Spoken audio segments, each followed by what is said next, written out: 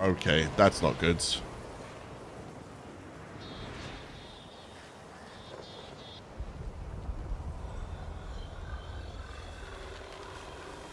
Yeah, I think I'm back here, but I don't know what's happened to YouTube.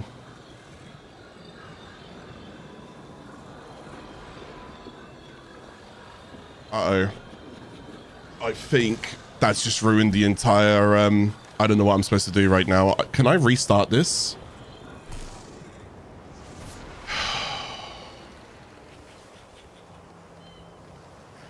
Oh, it was all going so well.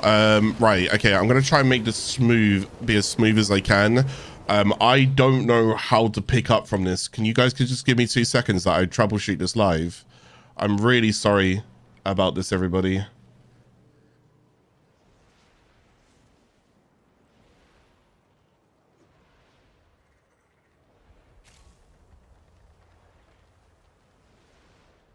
Oh no. Okay. Right.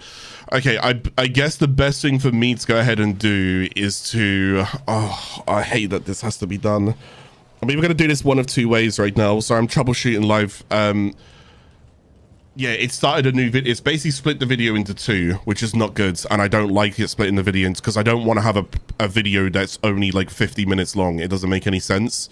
I'm gonna do something to predict this. I'm just gonna recap what has happened so far. This is Duviri Paradox.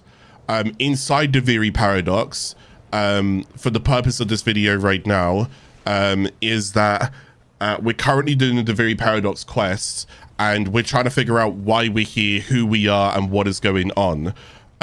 So if you guys have done Duviri Paradox before,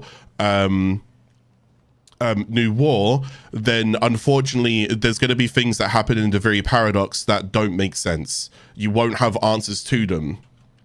If you've done the New War and Angels of Zariman, certain things that happen in the Duviri Paradox will make sense. So there are certain things that when you're doing this quest, well, we're not too far into the quest right now, thankfully.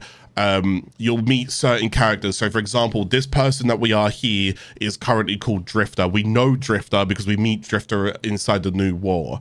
And then there's other characters as well. We'll see Lotus's hand, we'll see the Paracesis from Ballast. We see all of that stuff at the beginning of the quest, and that all starts to make sense. Damn, I really wish that didn't go down. This is like the one time where I'm so sorry for this. I guess I just got to try and pick it up from where we are now. I can't fix that. I'm actually fuming. Just like Dominus Thrax, this is my mood right now. Genuinely, this is exactly how I now feel.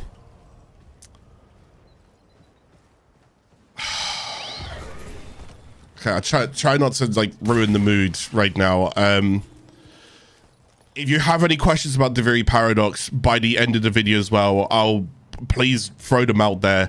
But right now we're just doing the quest, and I'll try and show you a lot more about what you're doing in the Duviri Paradox, and I'll explain what kind of happened, okay? I can't do much else than that, and the odds are I may not even have the previous video. I might end up just removing it, so I'm not too sure what I'm going to end up doing, because I don't want a video in the playlist that's just like 50 minutes long for no reason. So it's kind of annoying to part 1 it, part 2 it. I don't want to part 1, part 2. So we might end up just having this, so people are going to tune into this and be like a little bit confused, which doesn't help because the Duviri Paradox is really confusing. So I was really hoping I could help you guys understand everything, okay? I'm going to try my best to pick up from where we are and also remember what I said earlier. So when we get introduced to certain characters again, I'm going to repeat the same stuff. I'm sorry, but I'm just going to do that, okay? So we have the horse that we have on right now is Kaithe. We learned that we can fly with it, we can move with it, all of that good stuff. We know the character that we are on is Drifter. We know it's Drifter as well because we also have Sirocco. We learn what this is after completing the New War. The melee weapons that we currently have is Sun and Moon, and we want to try and figure out a way outside of the Paradox by collecting these figurines that should hopefully present the opportunity for us to escape this dream, this nightmare that we're in. Okay, so that's currently what's going on right now.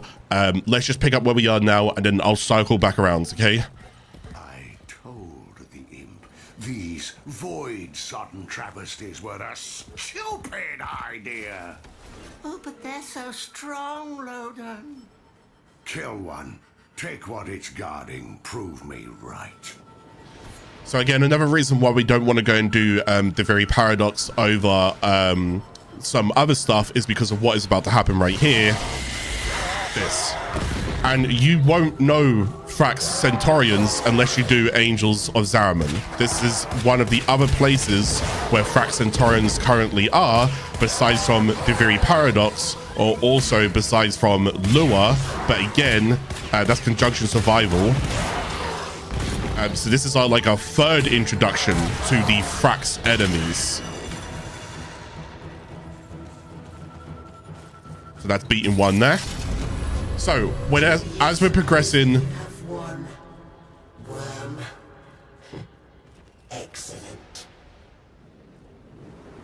as we're progressing throughout the very paradox. Okay. Is a powerful weapon, be sure of that. It is. But it burns friend and foe alike. Very true. So as we're progressing throughout the very paradox, we'll get these things here called decrees. And decrees are kind of like roguelite systems. So if you're a person who enjoys games where you get to, like, each and every run that you do of a game is not quite the same because your build dictates on what kind of things and buffs and boons and debuffs and stuff that you take, then you'll really like the very paradox, because the very paradox has these decrees right here as well. So now, the decrees can affect not just your Drifter, decrees can also affect your Warframe inside the Undercroft as well. So Drifter is for the Overworld, and the Warframe is for the Underworld. Again, if you was going to bring Warframes out here, you would just get swarmed down, because you saw at the very beginning of the cutscene that Warframes would handle... Oh, sorry, you didn't see this. At the very, very beginning of the very Paradox, the quest, when you start it, you can see there's a Mesa Warframe on a horse, and it just one-shots an Orowrym like it's nothing. Dominus Thrax slams his hand and says again, because it's a never-ending nightmare, and he controls the outcome of that. So if he was going to bring a Orowrym, if he was going to bring a Warframe up here, you would just get swarmed, which is why Warframes can't permanently be up here as well. Okay, so that's kind of like the little bit of lore there on top of it. So yeah, so decrees anyways, so roguelike systems and so forth. So you can take these for your Drifter, you can take these for your Warframe. Okay, it will ultimately affect what you're doing. So in the previous part, before the internet decided to cut out, in the previous part, I took something called Blazing Bombardment. Each and every 5th shot that I go and do launches a homing fireball as well, right? Which is absolutely awesome. So that's fantastic that I've got that. And then we can go and take some other stuff. So keep this in mind, because you can synergize with it as well if you want to. So that is going to be for weapons, okay? Like primaries, secondaries, anything that can shoot. Finish your attacks and blow your melee weapons with electricity damage for 15 seconds and increase their range by 4 meters. 4 meters is quite a lot of range for a melee weapon. So that's pretty cool, mostly for the extra range on top of it. But I'm not really going to go melee right now. Reduce incoming damage by 3% per decree up until 75%. So I get 75% damage reduction as I get more and more decrees. So if you was going to do a really, really, really long run and you was going to go and just farm the very paradox for a while, this would be really good to go and take. And then critical frost, critical hits, deal 40 cold damage and status. So I'm going to take that because it actually synergizes with this. So I can also do cold and heat. So we're going to summon Kaithe as well. And then we're going to fly over there. Again, if you kind of like look down a little bit and spam your like flapping wings with Kaithe and then roll and just keep doing it, you can actually move a lot quicker. Is an ulcer in the guts of Duviri. Something's happening down there. I can feel it. Sort it out, for Void's sake. For Void's sake. And again, do remember that we are trapped in right here by the Void, and over there we can see the Zariman 10-0. And again, this is going to be the ship that the Tenno were on, but in almost what looks like the other side of it, if you can almost kind of somewhat imagine that as well. It's a bit of a weird one. So now we're going to go into the Undercroft, and again, this is where our Warframe, where we can go and access our Warframes. So this is kind of like the kind of cutscene menu whenever you're going from main world to Undercroft. This is like a little bit of a loading screen, if you will. And now we're inside the Undercroft. So I just got to go and kill enemies whilst I'm here. Now, when you go and start the very paradox, you get to go ahead and choose one of 3 Warframes. A fun little tidbit for you guys is back in the day in 2023, when Duviri Paradox came out, you could actually start Warframe with Duviri Paradox. which means that you would actually be learning the game right here, right now. And as you could imagine, that was very confusing for a lot of players. It just kind of like threw them off. It was like, wait, what is going on? I don't even know why I've got this hands. What is a Warframe? What is an Undercroft? Who is this? What is that? It just didn't really help a new player's experience to the game. So since then, they've changed it. You can't access the Duviri Paradox as of right now until you go ahead and reach the planet Uranus. However, I still believe to this day that you shouldn't really... I still believe to this day that you shouldn't really be able to access the Duviri Paradox until you have done Angels of Zariman, because there's just certain things that don't make sense until you go ahead and do Angels of Zariman. It would just help you. You don't know what a Thrax warrior is. You don't know who Drifter is. You don't know the Paracesis and Ballas's voice. You don't know, like, well, I mean, you kind of know some of it because kind of depends on what you're doing with it. But going from Second Dream, War Within, Prelude to War, Apostasy Prologue, Prelude to War, New War, Angels of Zariman, then Duviri, I think is way... It gives you a bit more of a fighting chance of what's going on here. Otherwise, you're still trying to figure out who is who, what is what. Okay? So all we had to go and do there was just kill a couple of enemies. And now we're back out here. And we should go ahead and get another decree. Good king. But I'll never get the chance. Because they hate me. Everyone hates me. Well, guess what? I hate myself more. Relatable. So that was to do with there's the Orowrym. So the paradox you seek. So we're looking then for a figurine is what we should be trying to look for right now. The Orowrym is now back out on the hunt. So this is called an Orowrym. Some of the first places that you can kind of see the Orowrym in game is if you go towards Deimos inside the isolation vaults and look through the mirror, you can actually go ahead and see little tidbits of the Orowrym. You can also kind of see it in things like Tiana Pass,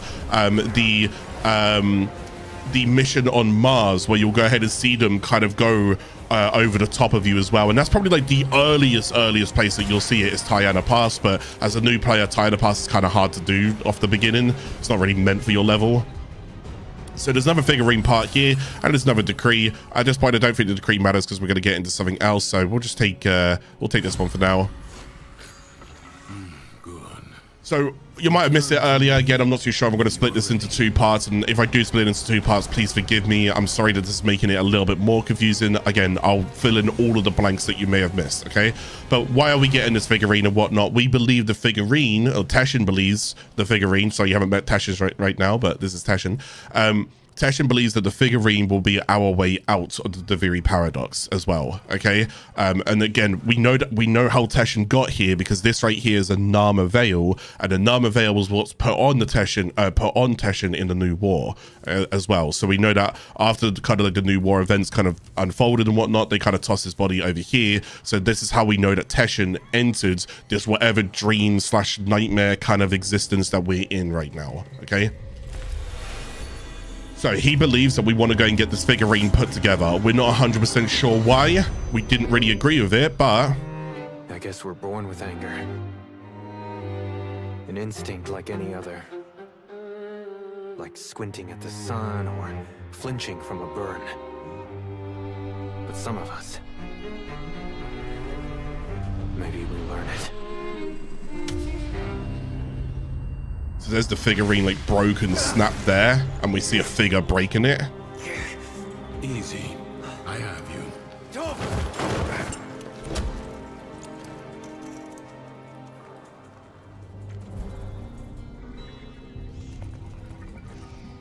I wouldn't push Teshin, but fair enough. You saw that ship in the sky? The Zariman? Our child king must be one of those who was abandoned there. Tenno. A Tenno. Explain, Teshin. You said the Tenno were trying to help me. This Paradox stuff. Now you're saying Thrax is one of them? He doesn't seem too helpful. The history I know. That Zeramin ship returned from the void, bringing with it the extraordinary power the Tenno command. But here is a different path, I suppose. A difference in parallel. A paradox in itself. The world above changes every day following what Thrax feels. Ready yourself for the next day and consider what you have learned. Okay. So we're going to rest by the fire right now. Very Souls-like. And that's kind of the inspiration of this. The very paradox kind of came out a little bit later after the whole Elden Ring shebang. So if you do ever kind of get like a bit of a Souls-like vibe from this with like resting at bonfires and the way that the combat feels, yeah, it's kind of the inspiration of it. Elden Ring was a big inspiration to this.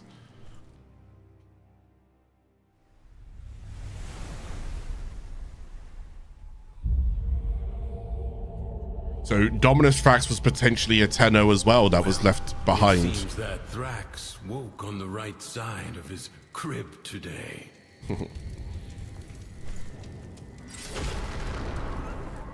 So we know that the world and the environment is controlled by Dominus Thrax's mood swings and so forth. So we can see the harbinger of joy. Before we even get in, we're going to know that he is now in a bit of a joyful mood, which is going to be really, really good. I don't know if I could do anything with the intrinsics that I've got here. Can I potentially? Can I show you anything?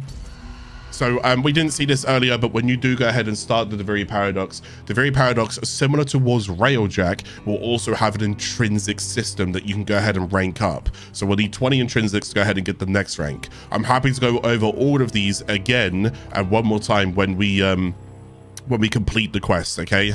When we go and complete the quest, we'll go over everything that the Duviri Paradox has to go ahead and offer, all of this room, everything. I'll make sure that you guys didn't miss anything. I'm so sorry by the way that this episode started due to the crash, but hopefully we're back in it and we feel good right now, okay?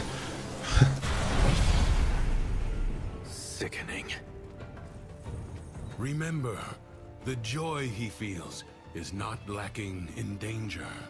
Find the fable hidden and play it out. That way, you may discover the next paradox, the next piece we need. Rightio then. So once again, we're just trying to see if we can get ourselves out of this. You will be happy, so you can stand Attila. on your own 2 feet. Something's hidden nearby.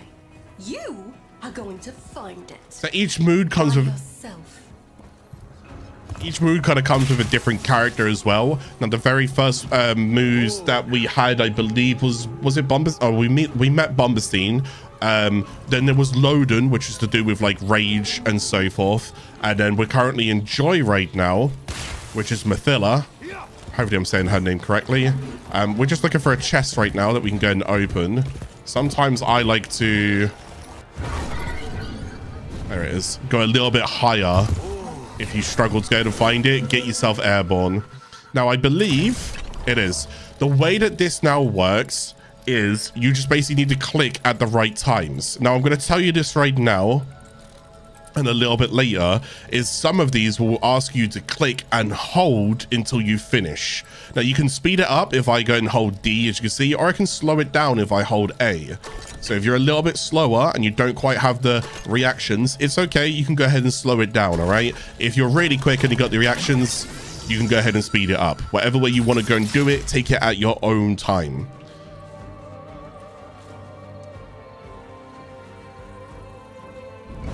Okay, oh my god, I thought it was bugged. I was like, this episode's going to go downhill. I was about to cry. Okay, so we've done that. We got a new decree in here. Oh, doubles drops created from crates and plants. That's really good. I'm going to take this one. Go away. So this is a good way to go and help you farm. So again, it's like a roguelite system, which means every time I come in here, I'm not going to have the same decrees as what I did last time. Don't get me wrong. If you play enough and you go ahead and come in enough, you will end up getting basically all of the decrees that it has to go and offer, because you can stay in really, really long if you want to. But we'll kind of cover that a little bit later, okay?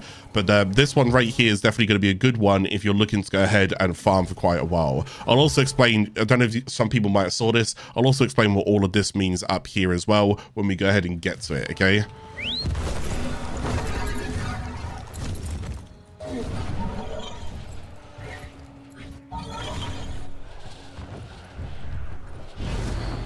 Right, so purge the darkened area of Liminus. Now, Liminus is also something that you do want to go ahead and pay attention to, because these pesky little fellows. It's time for you to face the shadows. Oh, but don't be afraid. Everything is joy. You just have to be strong enough to see it. We're trying to unlock the chests, but Liminus are going to be surrounding the area. So we go over to these like void, dark-like areas over here, and we see a Liminus. Not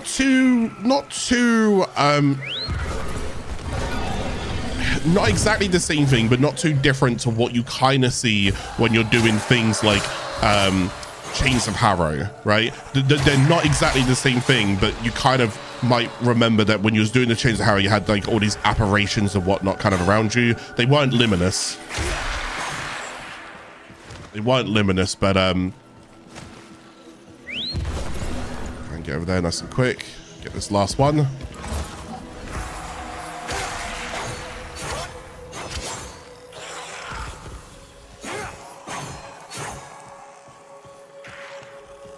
Over here, use the radar if you want to know where they go and what they're doing. The radar's going to help you. You're going to need a lot of this called Tasoma extract. You can only find it in caves, but you'll need a lot of that at some point. Okay, so let's go over here. We've now purged it, so we can go and open the chests.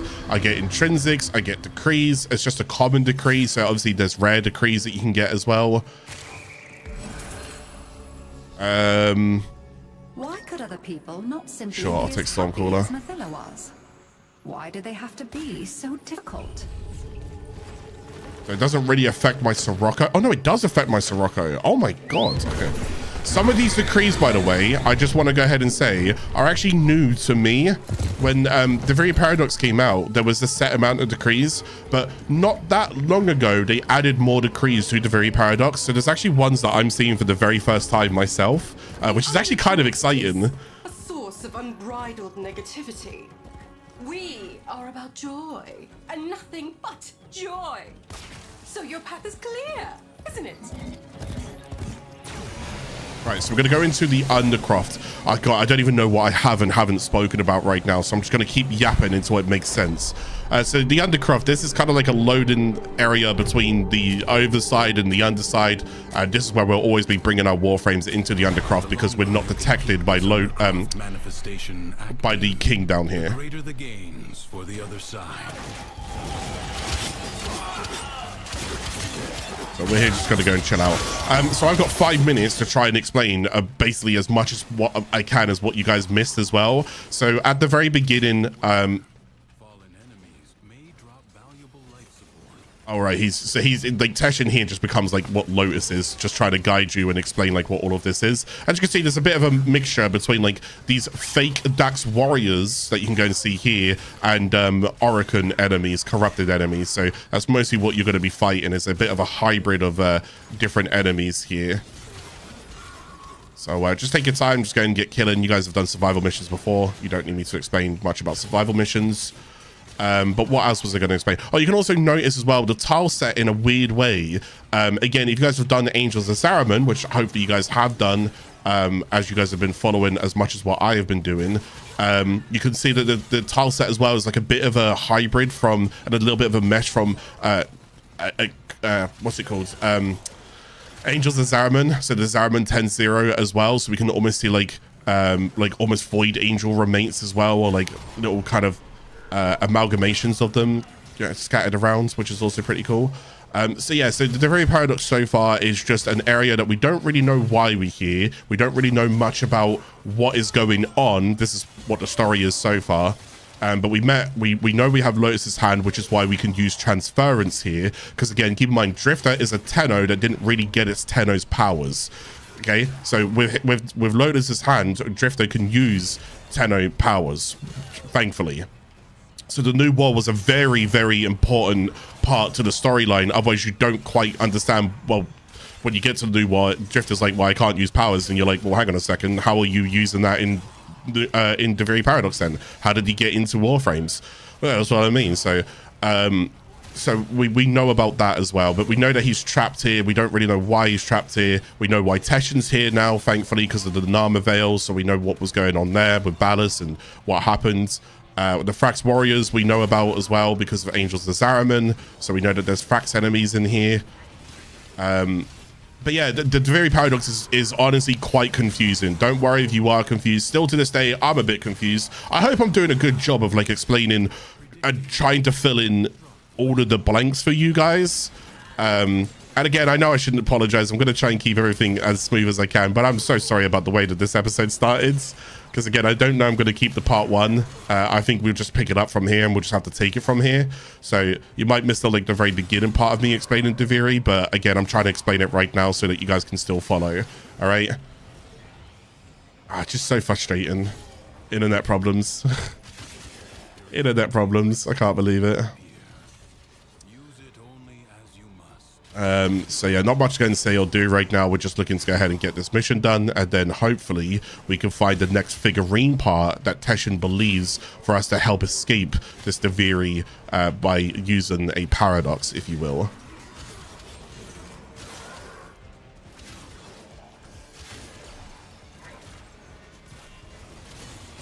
So we'll just keep killing for now. I'll turn the volume back up.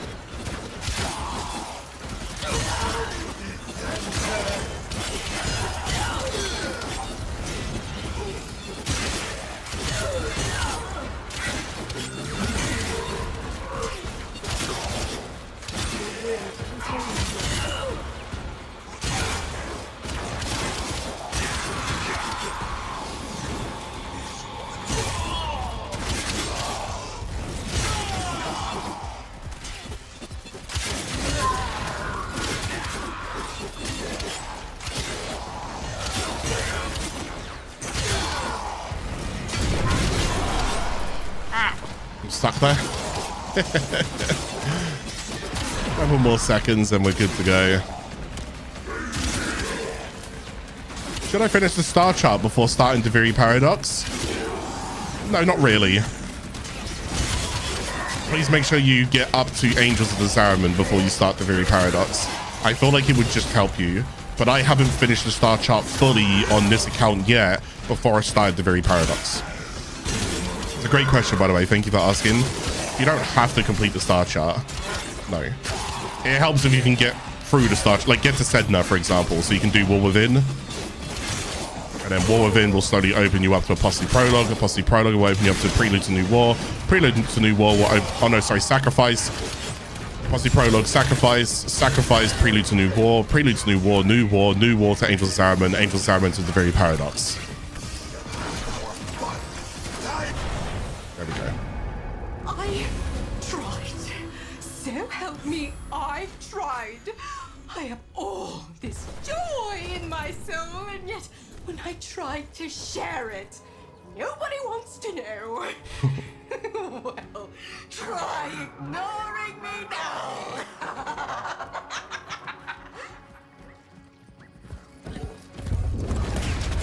Terrifying, right. So again, Orowrym comes out. That's how we know that we're done with this area for now. But what we do want is to first of all not get smoked by the Orowrym. Oh god. Oh, I'm actually gonna get smoked by the Orowrym. Ah!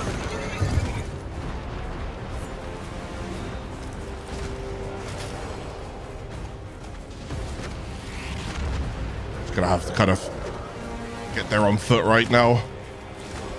I can summon Kaithe again. Right, so over here, it's going to be another part of the figurine that Teshin is telling us to continue to get. And we did see in a cutscene that we know that Dominus Thrax is going to be potentially a Tenno as well. I hope you're kidding. You think I'm not paying attention? You think I don't know what you're up to? My darks are searching. We will find your nasty little den soon enough. So now they're going to try and see if they can find this cave where we are. So this is like our safe area right now. I don't know. I can't even remember what we have and haven't seen. My goodness, I'm so sorry. So yeah, so we're just back here right now, and we're going to try and keep assembling this figurine. Again, the figurine is kind of our way out. So that's the reason why we're doing it, but we don't know why we're doing it. We're just doing it, all right? But we saw that Dominus Thrax did have access to this figurine, and he snapped it. So we want to learn a bit more about that, which is what these cutscenes are. Our whole lives, we run toward it. Something, someone. Some wavering oasis of joy and contentment. Sad thing is, most happiness seems to come by accident. Maybe it's not about getting it, but letting it. Sorry, I've got goosebumps. Those violins are so good. I forgot how good the music is here. I've actually got goosebumps. Genuinely. Oh my god. I forgot how good the music is. It's so powerful. You're smiling. I am. I am not. I'm not. No, sorry. His memories are giving you something. As these emotions flow through you, you take from him his singular power over the world. I don't want sharesies. I want out. But look, the Dormizone. It's lit up now. Now that's interesting as well. The Dormizone's lit up now as we're making progress with this figurine. And remember where during the New War as well, where we kind of have a sit down with the operator and whatnot, this might kind of slowly be filling in some blanks.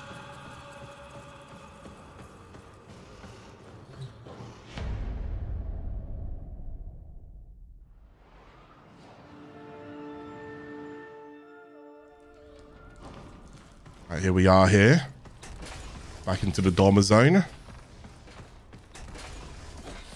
There's a table. Shit. You hungry? Go ahead, but say some for Terra.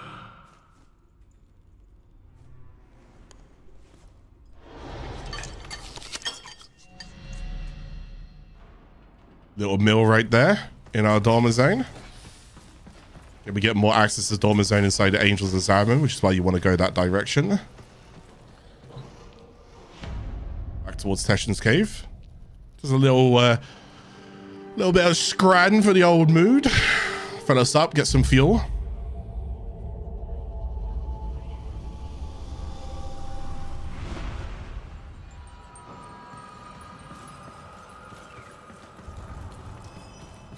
Awfully quiet.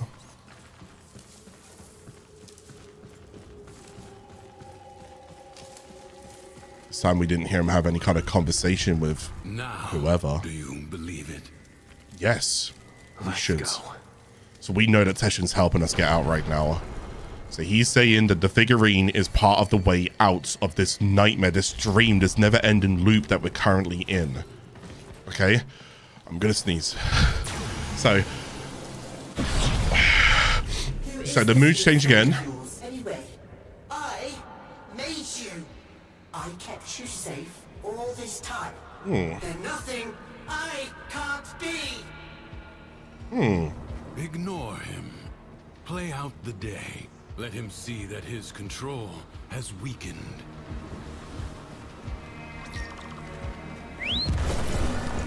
So So I should get introduced to the next character of this spiral right now, and everything goes in spirals, different moods, different atmospheres. The very paradox continues to shape, kind of like Plains of Ylon where it has night and day, kind of like Deimos where it has fast and foam. Well, the very paradox has certain mood swings, all related towards Dominus Thrax and how he's feeling. Cunning devices like this And Bombastine. Duviri with power, just so those witless peasants can piss it away. It's wasted on them. Recalibrate it in my favor. So what's happening here is we need to go ahead and just shoot these in an order, starting off with this one that will connect to this one, that will connect to this one, that connects to that one down there, and it opens the chest. Nice and easy to understand it. Just shoot them in order. Okay. And now we have access to the chest. There you go. Nice and easy. Execution was far too kind. I should have set you on a treadmill. That's fat shaming. I won't lie to you, brother. All right, Bombastine was never satisfied. take personal offense. He wanted more. For all that others had was an affront to his being. Ah, I know those Dax. They're the ones that like to use me as a target for their spitting contests. Even the score, would you? Oh, I've dreamed of this. We like Bombastine. We do like Bombastine. What can I go and get in here right now? Melee attacks are imbued with fire. Deal 80% damage to enemies affected by cold status, but I don't have a way to inflict cold right now, so we'll take this because I do go and get fire.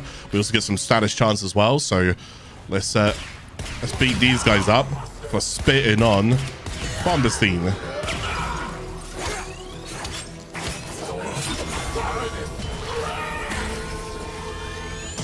Oh my goodness, I tried to shoot, but I was reloading.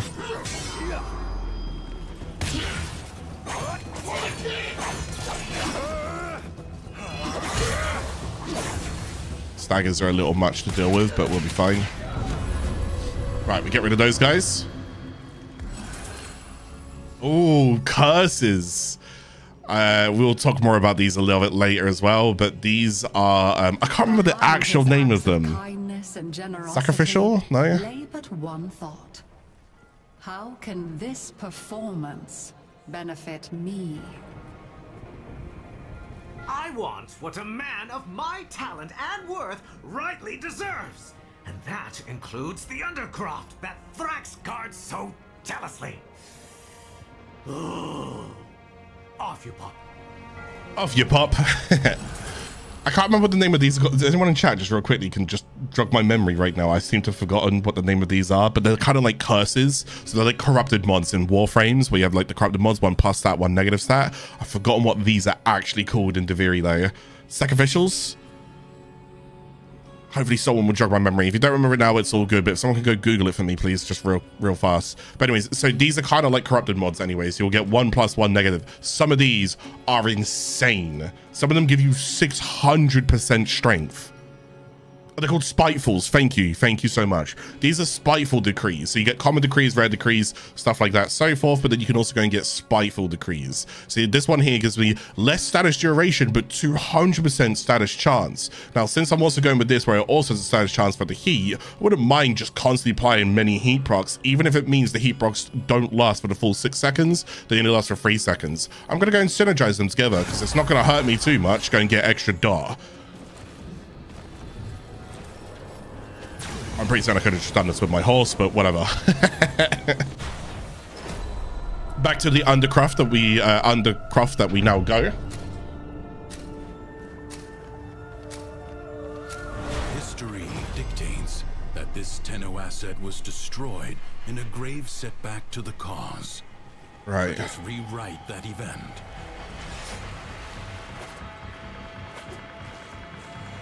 So here we have the Golden Cradle. The rains do not relent. Still, the stout bough stands.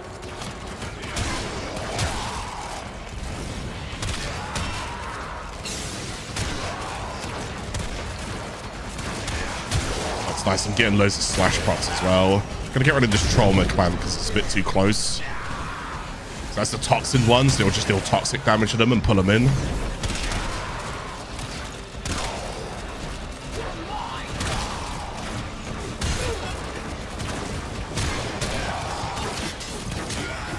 A little too close.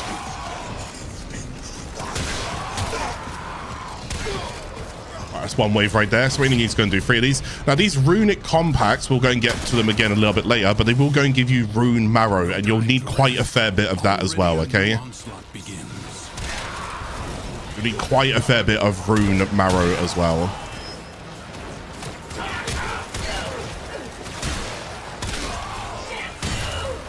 I need to do Duviri and get all the decrees again. I haven't done it since they added the original ones.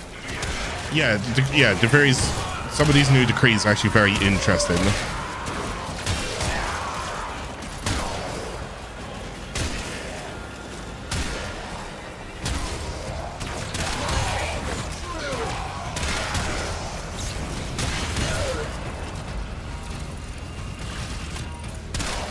I played like another 400 hours of these past few weeks, taking a break to avoid burnout, but watching this makes me want to jump back in.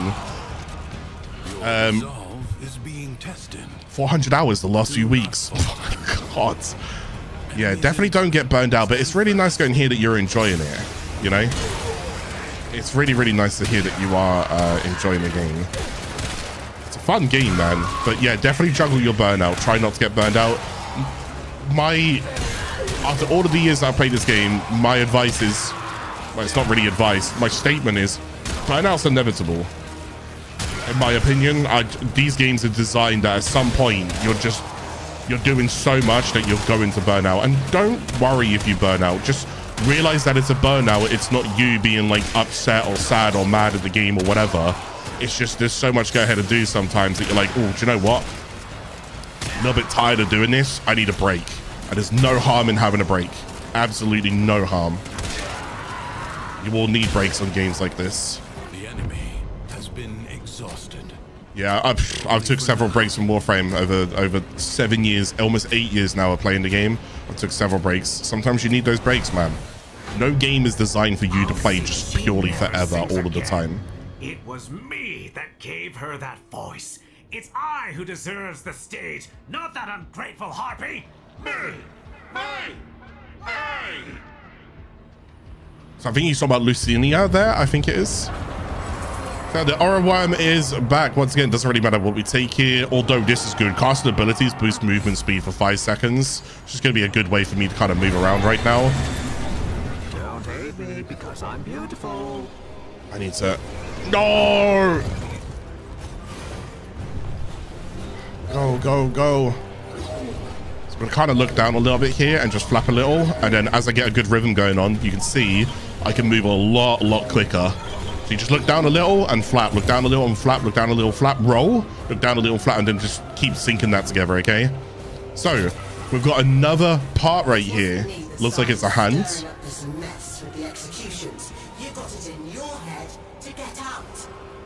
Don't you see now? These stories are for you. For us. For you, for us. Right, let's get out of here because we don't want to deal with the Orowrym. Let's go back to Teshin's cave. So we've met a few of the spirals. We've met like the relay kind of world that's going on here. We know it links to the Dormizone. We can see things from the new war kind of leaking into the Duviri paradox as well, which kind of helps explain a few different things. So far it's looking pretty good, all right? So far it's looking pretty good. Let's continue. Terra? So Terra as well, I don't know if I showed what Terra was during this, but Terra is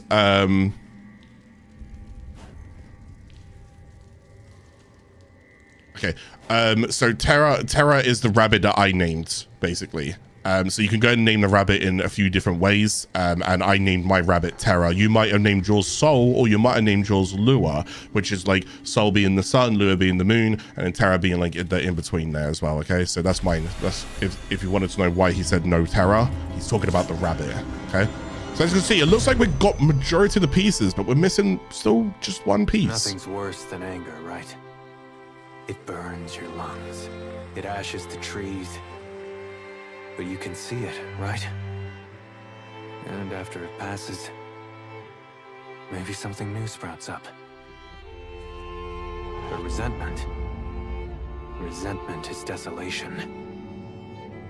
It salts the soil so that nothing ever grows again. Didn't see it coming, did you? That I was just using you. You think there's some magic land outside of here? All there is war and suffering. Understand? I think so. Do you really? You keep calling this a prison, but you know what it really is. It's the only place in the entire universe that is actually safe. Remember that. Clearly. You had it all.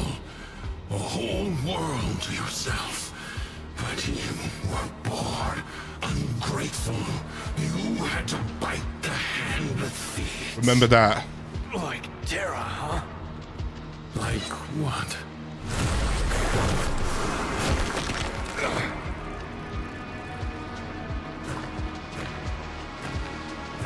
Once upon a time, there was a dying old man. Almost familiar, eerie vibes there. We were bored. Something about creation. Remember those key. On his bed, dying. He called to each of his beloved children. Teshin's calling out for us.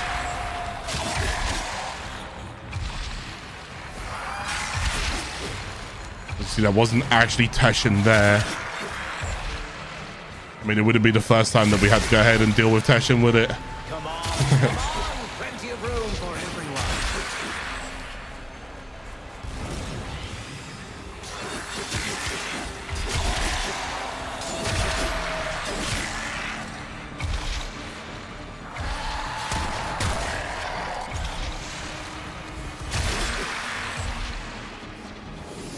We'll get a bit more story as I don't know when they're going to talk. I'm just trying to be quiet. This is a bit more story that they'll say in a second.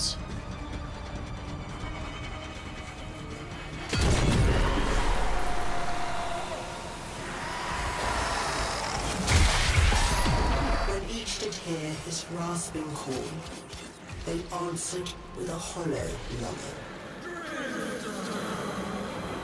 Teshin! Teshin! Escape through this portal.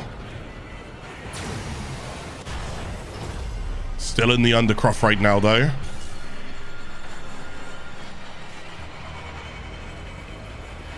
So they came to his bedside, one by one, and his firstborn knelt there. And the old man said, my child,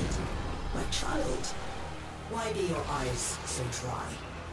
And the firstborn said, so that I might be strong, father. And so the old man gave to them the deeds for all his lands. So we're learning a little bit of a history here. As to whose history it is, we'll kind of see in a moment.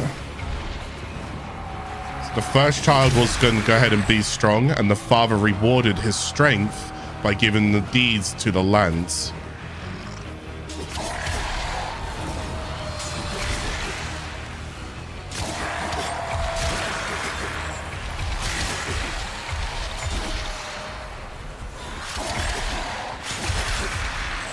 I don't know when I can and can't talk during this part, so I'm just staying a little bit quiet. I don't want to talk over them.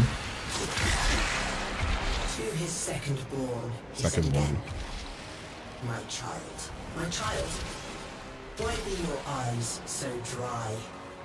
And his second child said, I shed no tears, father, for I chose now to remember only the joy you made of my life. And so unto him, the old man gave his family home. Right. So we've got the first one where it was strength. This one is embracing joy. And the father is rewarding them for their emotions right here.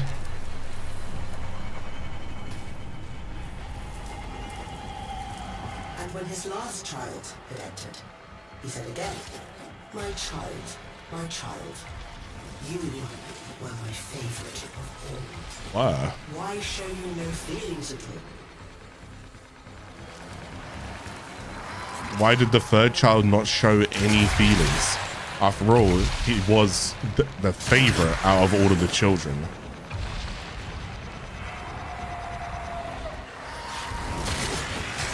May have something to do with those cutscenes that we were seeing as well.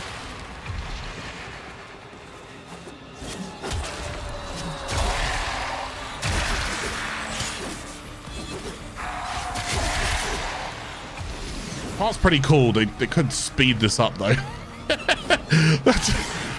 Get to the story. I'm really intrigued. Go. Die, Limitus. Die.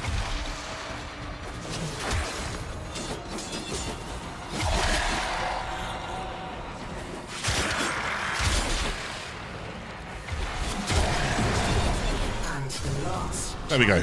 Said to him, I feel nothing, for it was I who has killed you.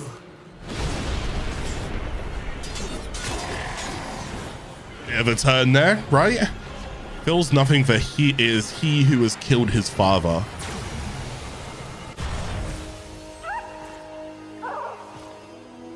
We see the rabbit, whatever you named it. Mine's Terror.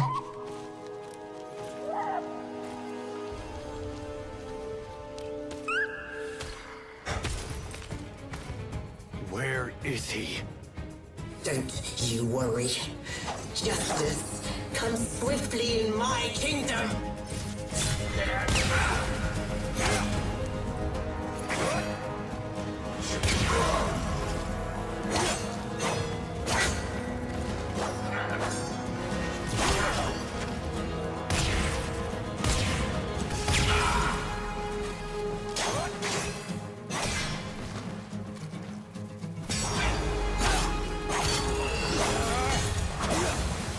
There you have it. That's the imposter dealt with. Let's finish them off. God, Terror. That's a terrifying rabbit. Right. We need to figure out where and what happened to Teshin. All caves are banished by my decree. All horses gone. Can't be using my cave here.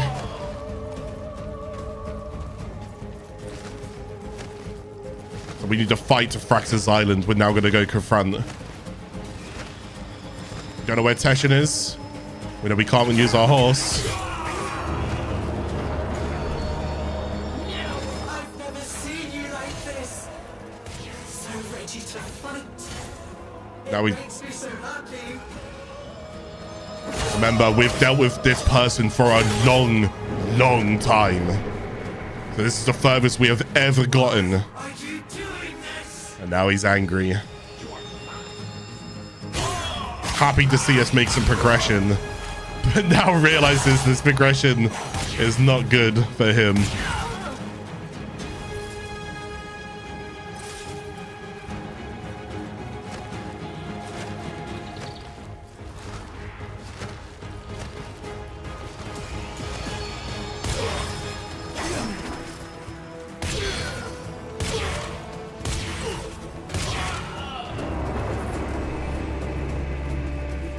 You never cared this much for me.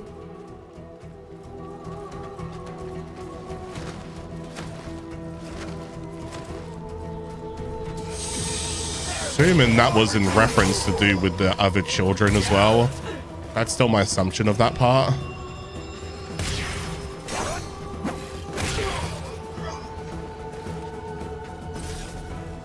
Jealousy, perhaps? So we're almost back on the main island now.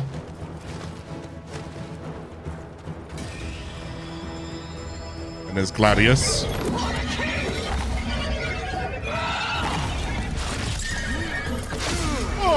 Just get absolutely right-handed.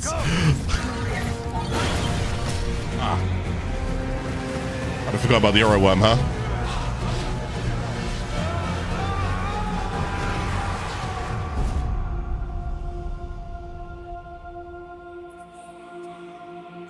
Wake up, Tenno. A connection to Lotus there?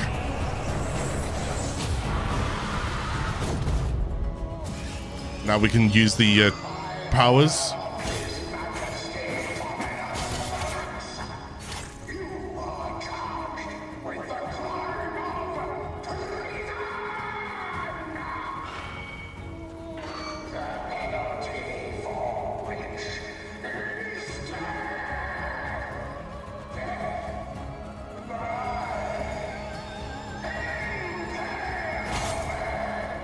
We need to get there a little bit quicker, a little bit hasty. Teshin! Teshin! So we know exactly where we are now. This is exactly where we started. Unfortunately, this episode didn't show us this because it crashed, but we're almost there. This is where we were at the very beginning of the episode, okay?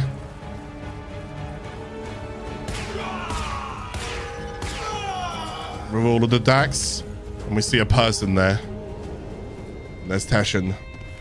Teshin. Take care of Terra for me. I will. You're feeling now.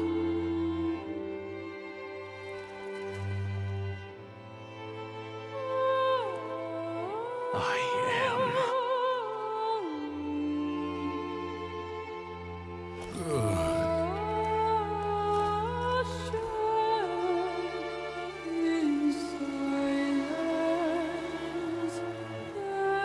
See how the world changed?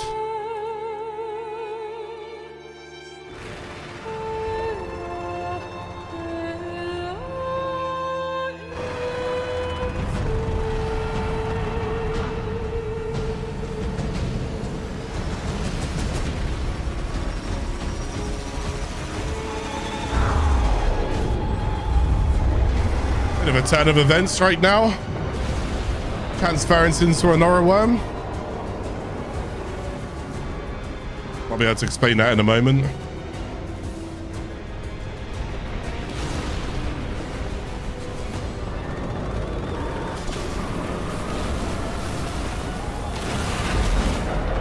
Let's deal with these other Orowryms first then, shall we?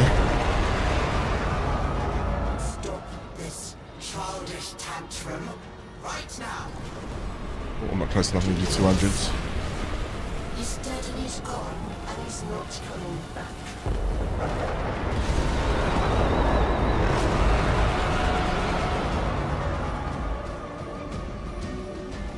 I don't care how angry you get. I can't go up. You can't even change yourself. Let's get his tail for now. Oh no! Okay, I did get it. One more. You think stealing them will bring them back? Are you stupid? It's too late. So Dominus Thrax thinks it's too late right now. That's always a good sign. No, I just need to go and get to this, then I don't need to shoot it right.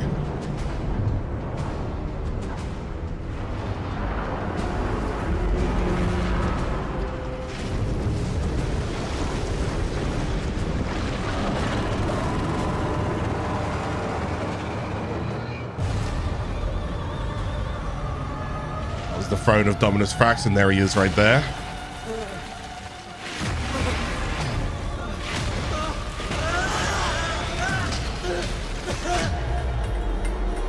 The last piece that we needed.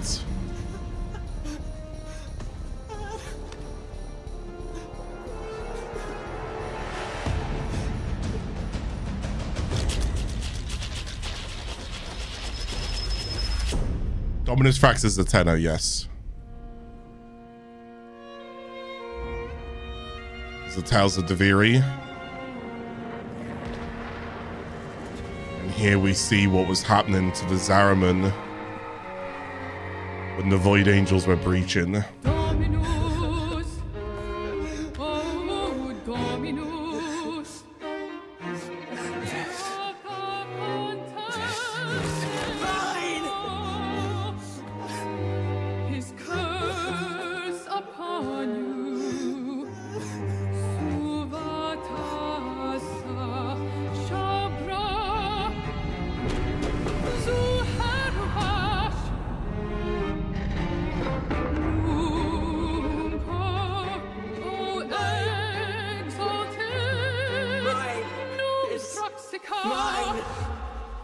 You can have it.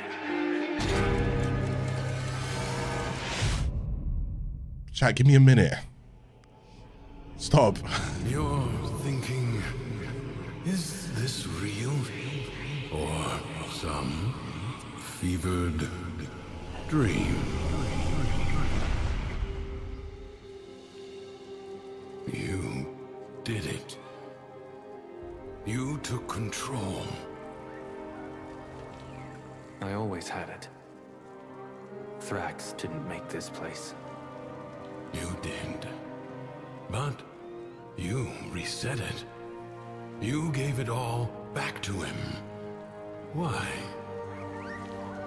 I guess it felt like a good trade. So, what's next? Those beyond the wall have helped you. You will need to repay that debt. But you've earned your freedom. A way through the paradox and out of the spiral. Be warned, you'll not be as you are now, but as you were then. Do you see it? The other side. So as we're presented with this option, oh, sorry. I see it. What will you do?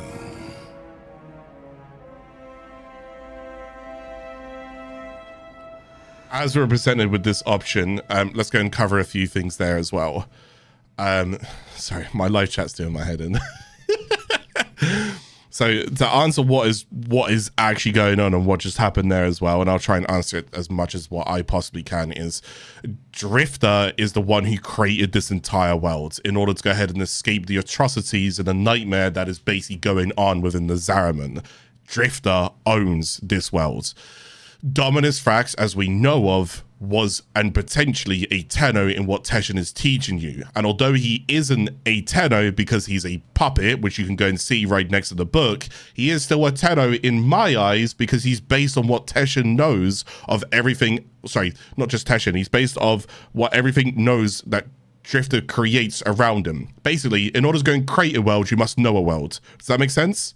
So technically, in his world, he is a Tenno because he's got nothing else to create him by, if that makes sense. So, but otherwise, as you can see with that final cutscene there, you see that he is merely just a figurine. That is it. He's just, all of this is make-believe, which is why the Duviri paradox is so confusing to everybody. The trade-off at the end there, and the reason why Dominus Thrax now continues to reign, even though this is the furthest we had got, was because we then decided to go and put him back on the throne to trade for the fact that we can keep Teshin. That's it. So we sacrificed that powerment to go ahead and bring it back here as well. I know that's confusing. It's super confusing. It's still as confusing to me today than what it was when I first started it, okay? But it's even more confusing if you do not do the new war and the Angels of Saruman. It doesn't make any sense to a new player or to someone who has done this. So I'm sorry again about the way that this episode started because unfortunately my internet had gone down, but I'm trying to fill in all of the blanks and I'll be able to fill in more of the blanks what I can do in a moment, okay? So we now have two choices. Our first choice is to leave and enter the origin system. If you pick this choice, it's fine, you can come back, all right? It's just saying that, hey, I did Duviri, I want to go back and do some other things. Or you can stay in Duviri. which is completely fine. It's up to you. It's just saying, what do you want to do right now? I'm not gonna lie, it feels like it's a lot more important. It's really not. Let's just stay inside Duviri right now, because let's talk about everything and anything Duviri, okay? Maybe things don't work out the way you thought. Your life, your dreams, yourself. See? No matter where you go, there you are. This loop you're in, maybe it's not so bad after all. It's not a trap, or a habit, or a sentence. It's just your life, waiting for you to live it.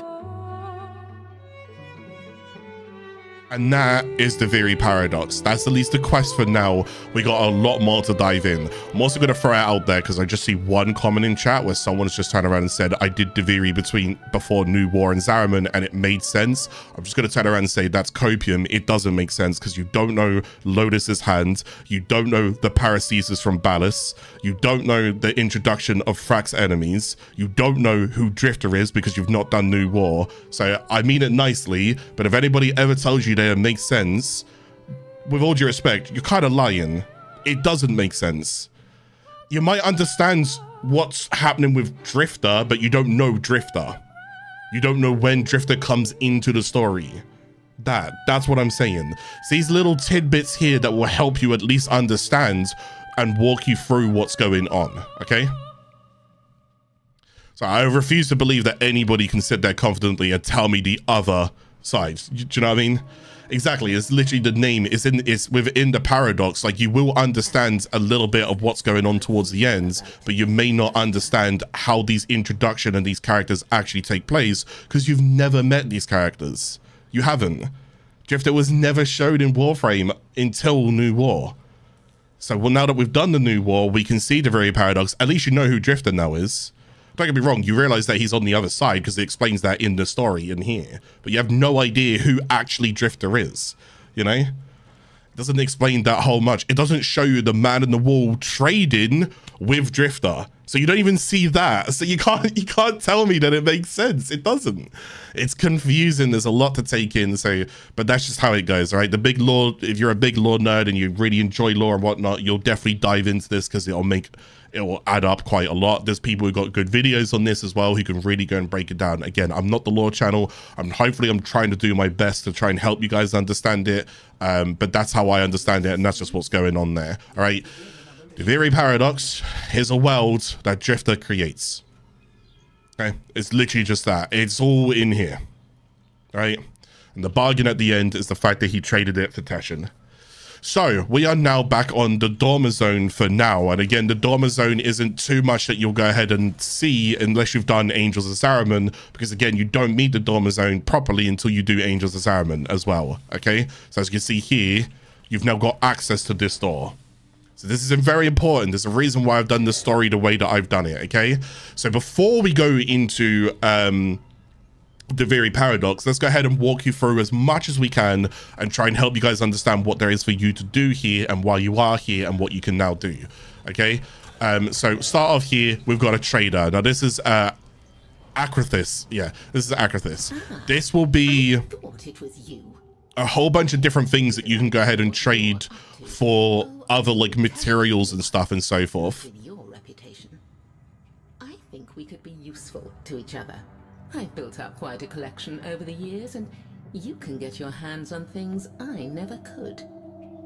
So, trade? Don't tell me you're not curious. Okay. So we got different things in here, and we'll go and just cover what these are. This is Acrithis, browse wares. So you can see that you can go and get quite a few different things in here, and they're going to be different resources that you will earn throughout playing Duviri Paradox. You can go and get Kuva. You can go and get an Exitus Warframe adapter. You can even go ahead and get Former as well. But other things down here like Morfang or Canola Sproul or Ariet Scale. There's martyr to his rages. Yeah, don't worry, this is Acrithis, 1 sec. So there's other things you can go and pick up here. Now her wares will go ahead and rotate, as you can see up here, so you do want to check back as often as you can. Pathos clamps, can I be honest with you guys right now? Don't spend them for now. I'll kind of get into why, but don't spend them for now. Okay, so if you do earn any Pathos clans, please don't spend them. I'll definitely cover why in a moment. I'm sorry that I'm not covering why now. I will cover why in a moment. They are so long to get. Right, then we got the Enigma archives. Now, the Enigma archives are to do with the Enigma Gyroms. Now, these are going to be puzzles that you can find outside in Duviri Paradox. We will get to these again a little bit later, okay? So just remember, Enigma Gyrum, this is what you can end up getting when you trade Acrithis. And then finally, we got Kullervo's archive. And Kullervo is a Warframe that you can go ahead and access when you go ahead and get Kullervo's Bane. Now, hopefully, I can try and get to Kullervo. It just really depends what the rotation's on right now. And Rauta is really good for anybody who enjoys melee. I know it's a primary weapon here, but it's one of the only weapons that isn't a melee that can build up melee combo counter, which is fascinating. So if you're a big person who enjoys a whole bunch of melee related builds and playstyles, instead of you hitting enemies with your melee to build up your combo counter, you can actually shoot them with Rauta and build up your melee combo counter. It's a very synergistic thing because it's part of Kullervo's kit. And Kullervo, if you want my honest opinion with it, it's going to be one of the best frames you can go ahead and pick up because my god, he's super strong. And if you like melee, and even if you don't like melee, he's the one that I'm always sitting on. Always. Oh my god, he's so strong. His Raffle Advance ability, Recompense, it's just so good. So good. So do I recommend getting Kullervo? Yes. Do I recommend getting Kullervo to help you get into Steel Path? Yes, I do. I always will do, and I forever always will continue to. Okay? So, she's going to be your trader. Play some Duviri Paradox missions and so forth, whatever you're doing, come back to her. You can go ahead and try and pick some things up. Okay, her store rotates, so keep that in mind.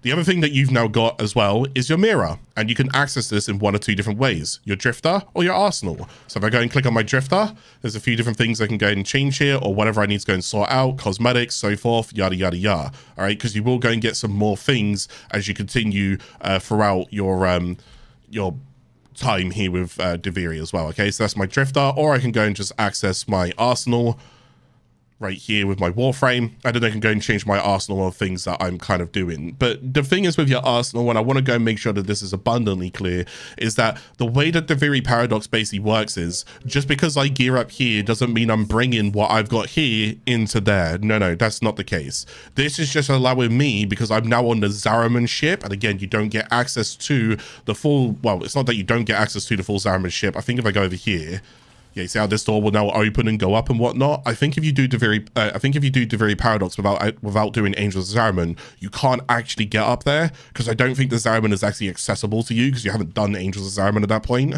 So this will just show you like the other side of it all and what's going on. This now gives you a way to access your arsenal. If you remember in the previous episode, I said that you can't even access like a full breakdown of your arsenal and stuff like that. You can kind of go and do this stuff here. I mean, I guess you can, because you could basically just do like this, you know? But yeah, anyways, off you go. Now, the other thing is this thing over here as well, which is the Lost Islands of Duviri. These are basically scannable things that you can find spread out throughout Duviri. My advice on this one would be to go and look up a guide on Lost Islands of Duviri, and there's some people who have done really good guides on showing you where to go and where they are, and where to go and collect them, and what they are, and so forth. So, what I'm about to do now, when I click on this, I can also do this on my Orbiter. Okay, so if you're on your Orbiter and you click on Duviri Paradox, you also get presented with this option. So let me go ahead and explain what is happening here as well. So to start off with, on the left-hand side, we have something called the Circuit. Now, the Circuit is only with Warframes, okay? You won't really be doing like any Drifter or any kind of opera-related stuff.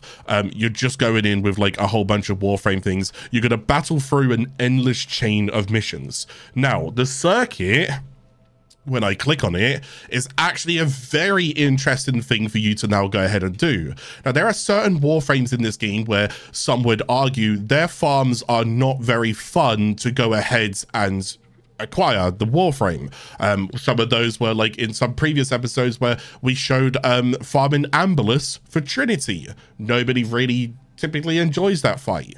Well, what actually the Circuit is here is that you can also get rewarded for selecting and farming for a particular Warframe each and every single week. So this can rotate. So there are only select Warframes that are on the circuit. So for example, Eris, I'm like, I guess Sands of Eris is where I go and get him, which is a quest from Barakatir. So if I didn't go and do that, I can actually go ahead and farm for him here. So I can just go and get him like this instead of doing the Barakatir Sands of Eris. Ivara, spy missions. You need to do tier 1, tier 2, and tier 3 spy missions, and you need to farm them over and over and over again until you go and get all of our components. So this is a very cool way of getting it. Titania, Silver Grove quest. You need to go and use a Pathos to go ahead and use on the Silver Grove, to then go ahead and fight a Spectre, to then go and get a drop for Titania, or even other drops for other things. So there's different Warframes that are generally considered hard or a bit awkward to go ahead and acquire. The circuit will actually give you another way to go ahead and obtain them.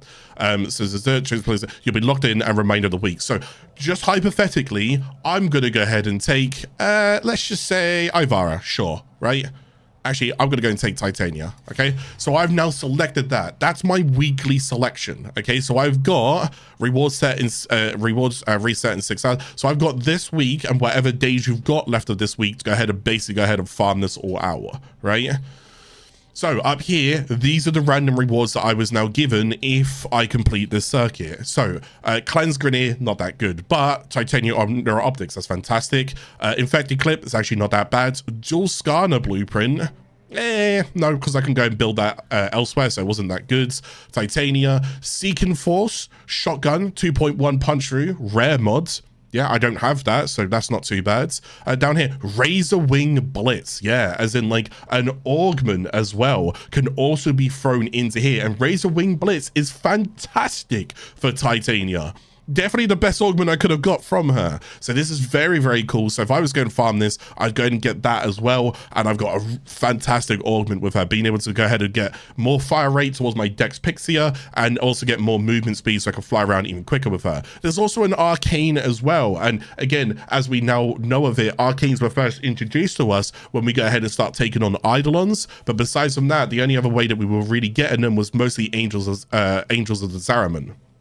So there's also those, so we can also go ahead and get some of these Arcanes, which you would typically get from Eidolons. Okay, so Arcane Phantasm, 45% chance that if I block, I will go ahead and get 60% speed for 18 seconds. So just if you like going quick and whatnot and you use a melee, then you can also go and get some movement speed increase there, and then that. So the idea now is I would go and click Begin Circuit, and I would go into the Undercroft, and I would just fight, and I would just fight, and I would just fight. Okay, and that is essentially it. Now there'll be different missions inside the circuit, so I'm just going to go and click Begin. I might as well just go into public right now, why not? Let's just go and click Begin. So I'm going to go through all of these, okay, all of them, but I want to go and show you which they're all like. I can't talk. I can't talk. So yeah, it is definitely a nice little introduction towards it. Now there is something called Steel Path Circuits, and this will be something that we will get to a lot later, okay? But again, we haven't gotten to that just yet. So now that you go ahead and begin this, what is now going to happen is you get put into Teshin's cave, right? When you're inside Teshin's cave, you will now need to go ahead and select one of random Warframes. I don't know if you can see this here, but there is actually 5 podiums if you can go and see that. So it's 1 of 5 total Warframes. How do you get the others? You get them when you unlock Intrinsics, but we'll kind of cover Intrinsics in a bit. So my options are Excalibur Umbra, Vauban, or Volt. Now I can either take that or I can configure it and see what they give. So if I've never played Vauban before, I'd be like, oh, well, that's kind of cool, but I don't even own Vauban, I get an opportunity to go ahead and play him, and they'll just give me a whole bunch of base mods so that he's just good enough for me to go ahead and play. Now, I've never played Vauban at all throughout this entire series. Let's take him. Over here, oh my goodness, I got to go and pick a weapon. I'll take a Nadarak, and then I'll take Azafane, and I'll go and take Lex. They went in way too quick. If you go with a team, they might just like go in without you. There's nothing you can really do about that. So I had to kind of catch up really quickly there. So Azafane is a melee weapon that you can get from Duviri Paradox as well, which is awesome because I get to go and try this weapon out on my Warframe now. And now we're in here. So this is just an exterminate mission. Okay, now they can be random missions. They can be different things that you can go and do within the circuit. So, and like I said, there's particular things you can go ahead and farm for as well whilst you're down here. So I could go and press 4 here with Vauban. I could use this Bastille and lift enemies up. This is a good way for you to go ahead and play Warframes that you've never played before as well, which is also very, very nice for you. So you can also go ahead and farm for Warframes that could be more annoying to acquire. And you can also go and play Warframes that you've never played before as well. It's actually a really good system to try and help people kind of try before you buy kind of thing, right? So again, this first mission that we got here is just exterminate. We're just going to kill those. You can also go and find decree fragments. Yes, I don't know if I can try and help find one. But again, you'll still be earning decrees. Everything inside Duviri Paradox is you earning decrees. Let's see if I can help find a decree fragment. Oh, I hear it. That noise there. It's underneath me in a cave. Is there a cave here? Oh, there it is. See that there? That's the decree fragment. If you pick decree fragments up and you get as many fragments as possible, you can go ahead and build and get yourself a decree when you're in the middle of what you're doing. So if I go and just put this down and protect myself real quick, I can now go and choose a decree in here. Let's go and take some ability cooldown reduction or some Warframes gain 15% ability efficiency. So my abilities cost less right now. So we can go and do that. So we're almost done with the mission. Excellent. So now you get to go ahead and choose what you want to go and do. Just for the sheer sake, I'm now going to leave this with you guys. Go and do whatever you guys want to go and do. If you want to stay in, the next mission is alchemy. And you guys don't even know what alchemy is, but it's interesting that that will actually introduce that towards you. Oh my God, I wonder if you should do Whispers in the Wall before you do this. Anyways, we got circuit progress, all right? That's the main thing we were looking for. That's exactly what we want. So now let's go back to the Zariman ship.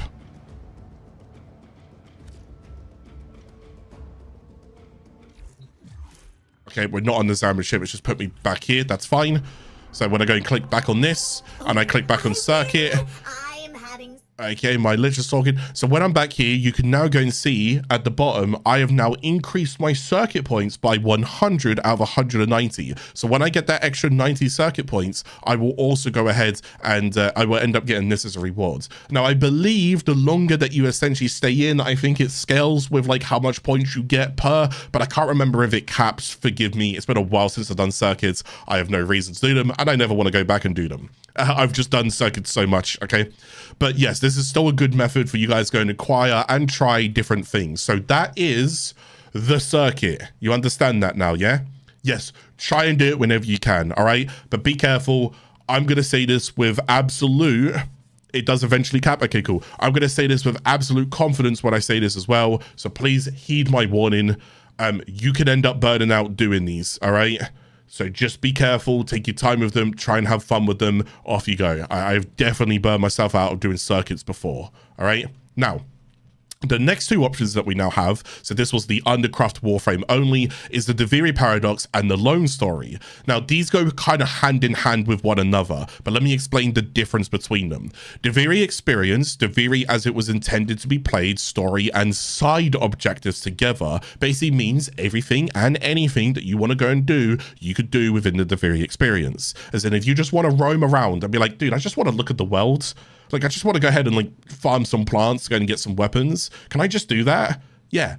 Duviri Experience, okay? That's the one that you do. Lone Story is the spiral story. So this is the circuits. This is the spiral, okay? Duviri devoid of all side objectives. This is you doing the story, okay? Now, I think for sheer sake, let me show you this first before I then go into this, and then I can finish everything with this. So let's go towards the Lone Story. Should I do this on my... no, let's go towards the Lone Story. Let's go. We'll go and take a group here as well. Really depends on what Warframes they go ahead and get. So every time that we're going in as well, and every successful run that we do, our Warframes and our weapons and our options are changing. All the decrees that we're getting is also changing. But if I look over here, oh wow, look at that. I've got Excalibur Umbra, I've got Volt, and I've got Revenant. Never seen Revenant before. Okay, so we've now got Revenant. What have I got over here? I've got Hema. Oh my god. I've got Adarax. Oh my god. I'll take the... I'll take the Dex Nakana, and I got Sikaris. And I got Sikaris. And I got Sikaris. And I got Sikaris. There we go. So now that I'm ready, I can go inside. And you are doing 6 stages right now, okay? So this is the lone story. This is you progressing towards the Orowrym, okay? This is what this is all about. This is also how you earn Pathos clamps. So just for now, we're going straight in. Now, you're not really here to roam around, okay? So if you're here to be like, hey, I just want to go and like see different things and whatnot, this is the wrong thing for you to be in, okay? Really? Okay, thank God. Right. So they go ahead, whenever you kill the enemies, they drop these, which is Lamentus. Make sure you go and pick up some of those. So I got a decree. Did I get anything good here? Oh my God, I got twofold torment. This is a rare decree. Status effects deal double damage. I can force slash procs right now as well, which is really good. So then you can make problems for them. So now we have to go into the Undercrofts. So this is a balance of being above world and underworld, above world and underworlds. So now we're going in here. Now I've got Revenant, so I'm pretty good. I just press 2. Revenant, baby. Mesmer skin, baby. It did a double countdown there because more players came in, so it just had to reload it. So now I gotta go do an objective here. What is the objective? It is the Void Floods. Okay, so the good thing is you guys have done Void Flood because we did Angels of Saruman. Okay, so we know what to go ahead and do here. The ruptures can be closed. Grab the big one right there. Grab all of these. Grab all of those. And we know exactly what we're doing with this. We'll go and put some of this in because someone else can fill the other half. I'll try and do half myself if I can. So we need to go and close up to 5 ruptures, not raptures, sorry.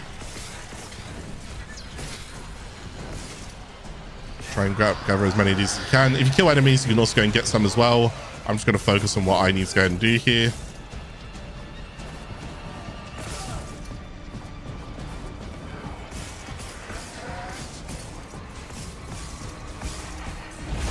Surely someone else can close that by now.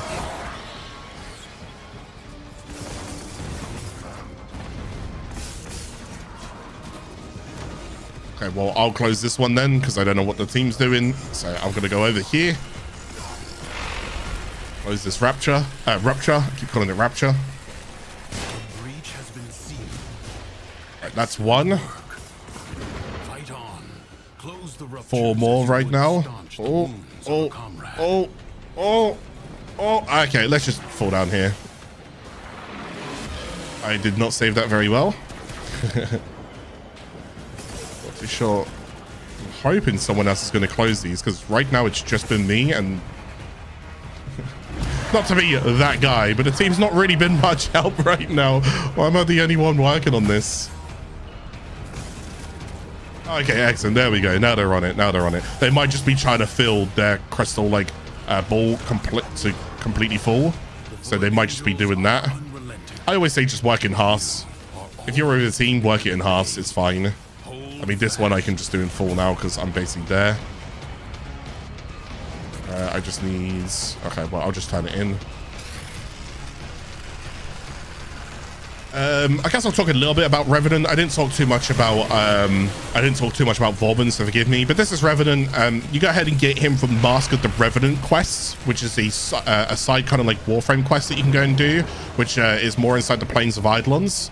So you want to go and do that quest. You can learn a bit more about Revenant. Revenant's very sentient bounds, more like Eidolon bounds. So he's kind of like a fragment, like a remnant of Eidolons, which is actually really, really cool. And due to that, he's exceptionally strong. Now, whether or not they're going to end up changing this could be subject to change. But basically, if I press 2 here, the way that his ability works is become enveloped with sentient energy, redirecting damage and stunning all those who dare to attack. Stun enemies can be a fraud at no energy cost. Well, that's so basically he can, like, if I show you, I press 1 here on an enemy, I enthrall the enemy, and it's now kind of on my sides.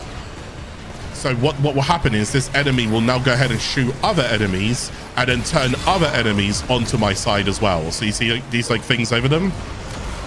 So you can end up having like a little army kind of fighting for you as well. If you press 2, you're basically essentially immune to damage, essentially. Unless you like fall off or it runs out or you get nullified or anything else like that. If you press 3, you reave. It's a good way to go ahead. You want to thrall someone and then reave through them like this. And then it's a good combo to go ahead and like kill them, but you can go ahead and like leech shields and life and so forth off of them.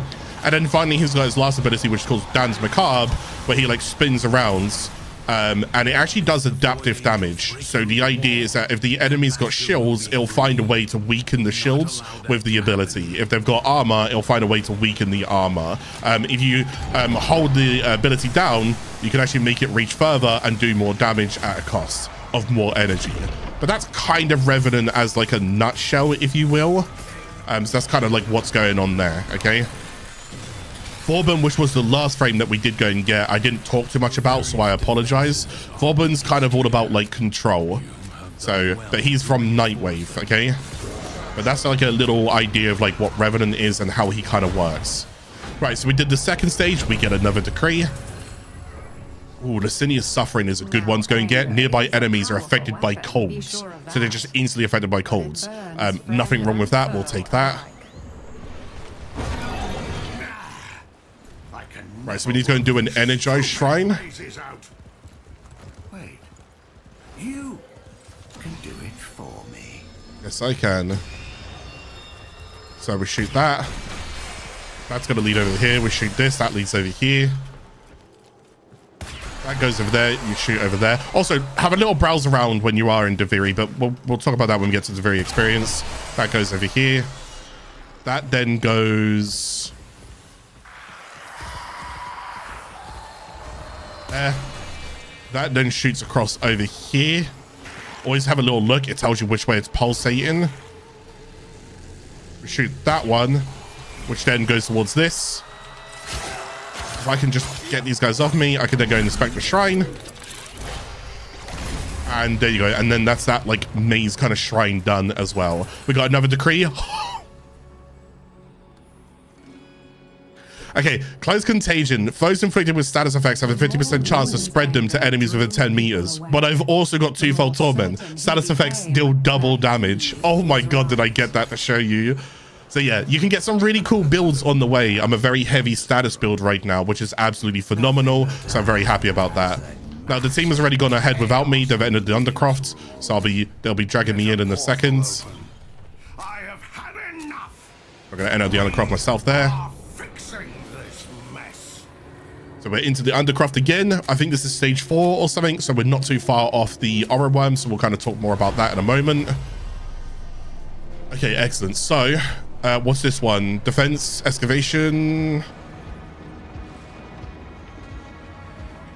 This Tenno asset is destined to be destroyed. It's defense. Okay, so it's three waves of defense, which is not too bad. Change its fate. No time to rest. The thing is, like, you can still go and use your operate down here. I can just sit on here and spin. As you can see, I can just kill everything around me, which is really nice. Even this guy, if I just stand next to him, there we go.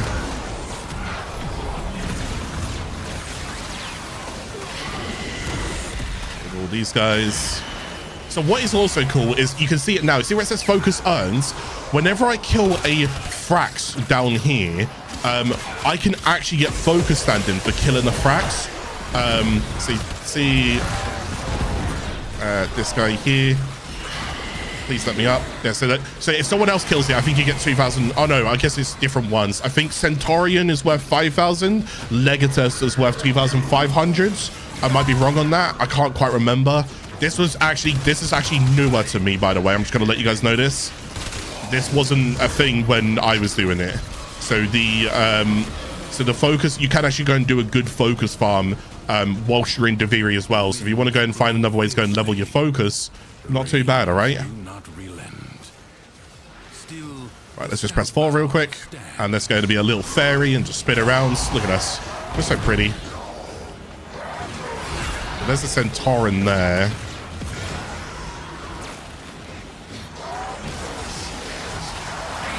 That guy's worth 2,500. That guy's worth 500. Okay, I don't know which one's worth which. Maybe it's always about... Is it always like... Does it just juggle? Is it always 2,500? Then... Oh, no, it's not, because that's 2 lots of 2,500s. I don't know. One of them's worth something. The other one's worth the other. Maybe Centauran is worth 2,500s and Legatus worth 5,000. I don't know. Oh, they're all 2,500. It's just that I'm killing two at the... Someone's killing two at the same time. Interesting. Okay, so they're always 2,500. Just sometimes we're seeing 5,000 because we're getting two killed at the same time. Thank you, guys. Thank you, chat. I appreciate that. Forgive me. Again, it's newer to me. Wasn't a thing when I was doing it, all right? So I actually got a really cool weapon on me right now, which is called the Hema, and you actually get this from the dojo. So if I go and shoot the Hema, and then I reload, watch my health. In order to go ahead and reload it, you have to go ahead and sacrifice your health. It's a pretty cool weapon. So it has basically infinite rounds and infinite magazine and infinite, well, not so much infinite magazine. It's more like infinite ammo maximum.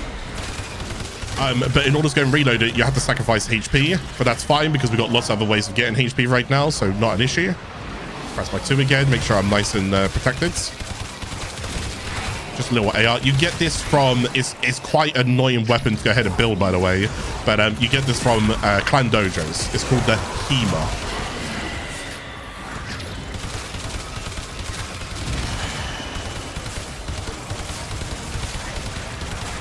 Get rid of that. That's a Jade Light thing there.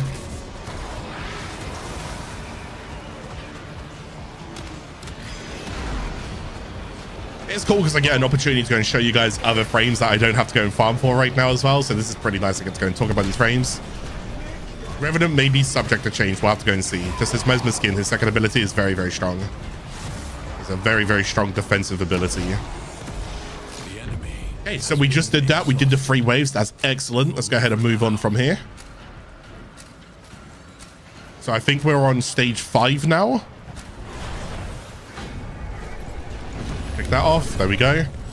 What else did they get? Ooh, persistent attrition is really good, so they become more vulnerable. On melee kill, gain 80 overguard. Overguard doubles for Warframes. I can get overguard if you like melee. I'm going to go and take the... although this one's cool. Deal 160% damage to enemies affected by cold status. Remember Lucinia Saffron? Nearby enemies are affected by cold status. So I get 163 damage to nearby enemies. You see how like my build's starting to synergize? Really, really cool, right? I got some very good decrees that are all synergistic with one another. Close Contagion, Twofold Torment, Lucinia's, and Shattering Frost. Was it Shattering Frost? Yeah, Shattering Frost as well. Alright, so now we just need to go and eliminate all of the targets and fill this thing in. These guys.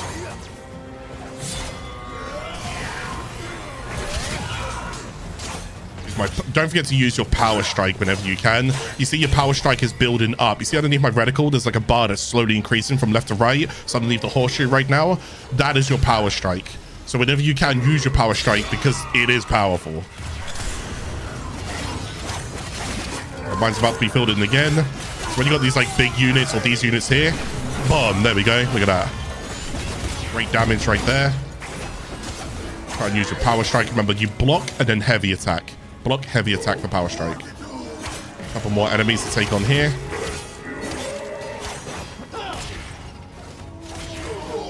We're almost on stage 6.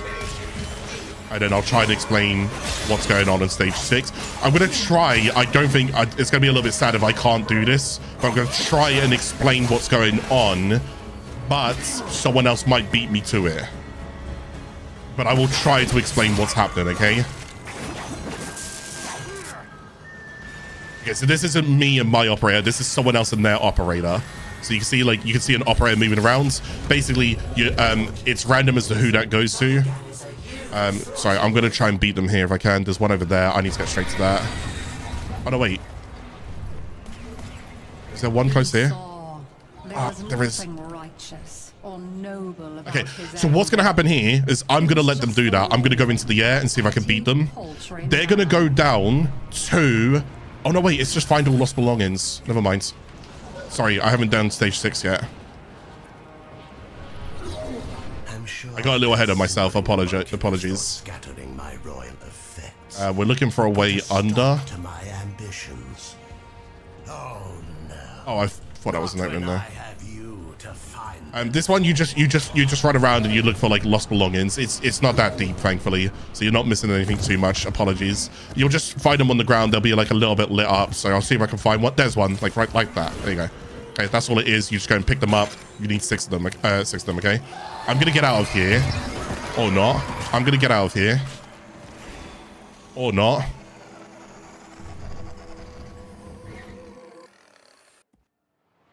What does Overguard mean though? Overguard is a form of survival that goes over your health. And if you have Overguard, you know how Eximus units, you know when you fight enemy Eximus units, they have Overguard. It basically means that you're status immune. So if they try and like knock you down and you have Overguard, they can't knock you down because you have Overguards. That's Overguards. It's a very, very cool survival tool. Wait, we've got to re-find all of them now? Oh.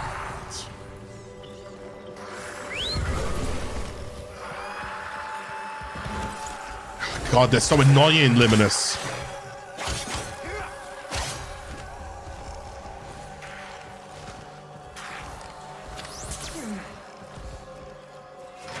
I got the last one. Good king. Please.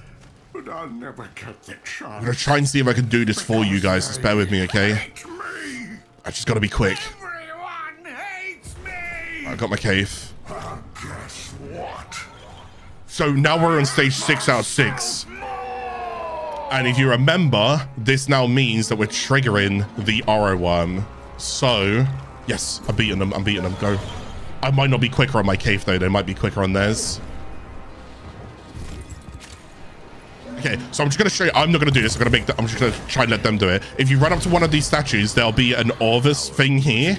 So you'll end up taking that. They're going to see that I'm not doing it. I'm going to not do it on purpose because I'm going to try and beat them.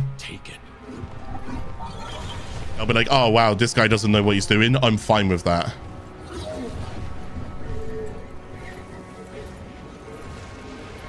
I'm just going to put, sorry, new, don't know.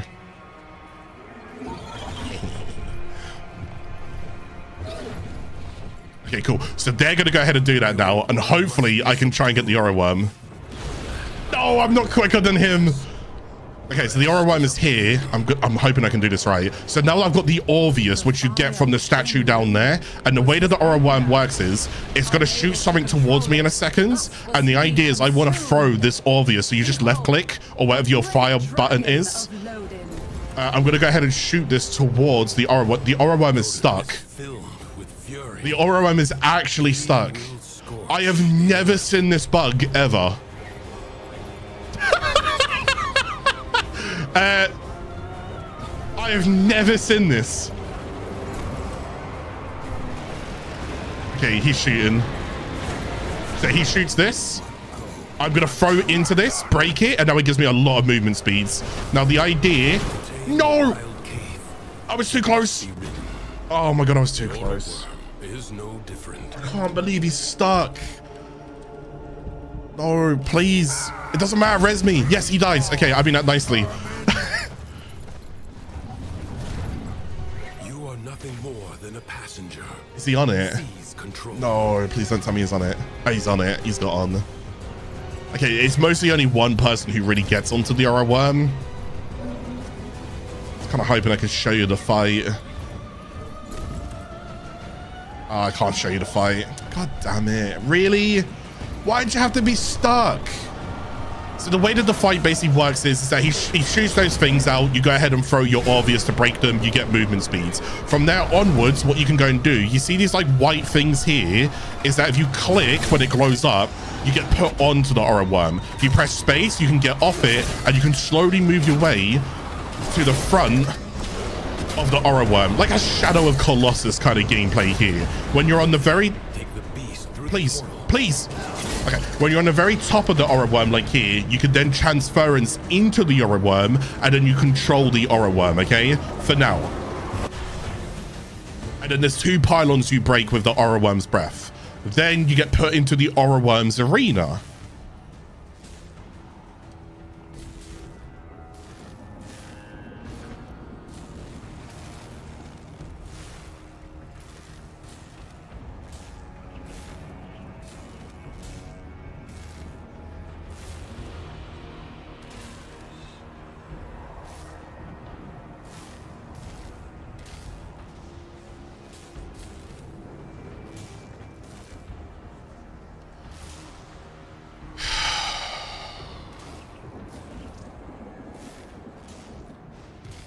I'm going to wait for a host migration. I'm holding my grounds. Whoever's the host, I think, is lagging. I just want to, I know it's not my fault. I really want to apologize for today's episode. I take pride in what I do. I'm fuming with how today's episode's gone. There is so many bugs and internet crashes and everything. I'm so upset, genuinely.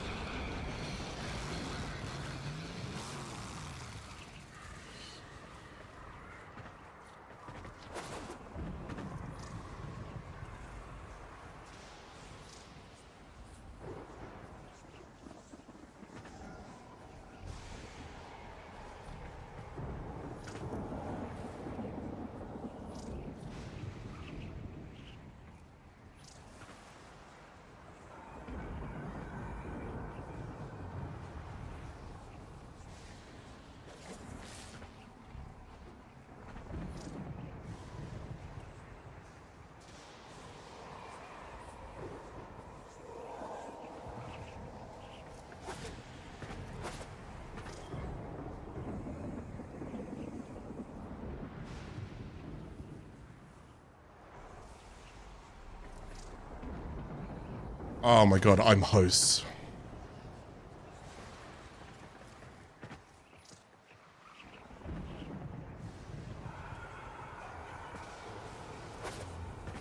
I'm host. I have to leave. Oh, this is so frustrating, man.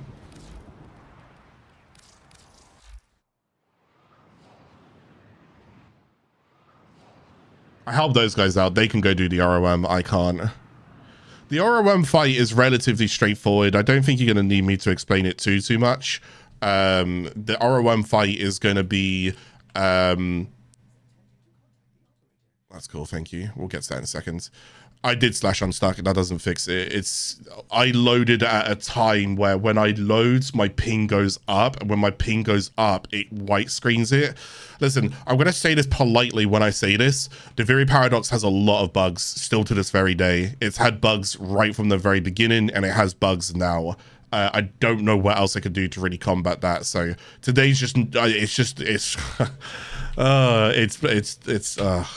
know, I'm genuinely sorry. The Orowrym is pretty much a straightforward fight. I wish I could have shown you guys. I don't want to do that again to go ahead and get into it. I'd rather go and show you guys the Duviri experience and show you all of the other things because we've still got a lot to cover. But hey, maybe that's a little teaser towards the Orowrym then. With my heart, I'm really sorry. Oh my god, I'm just fuming. No, thank you. Please be quiet, Lich. I'm not in the mood. Right, so we'll go towards here. We're currently on the anger spiral, which is fine. But we're going to go towards the Duviri experience right here. Okay, so this will be where if you're looking to go and get Pathos clamps and you're looking to go fight the Orowrym, this is where you get it, okay? This is what you're farming to go...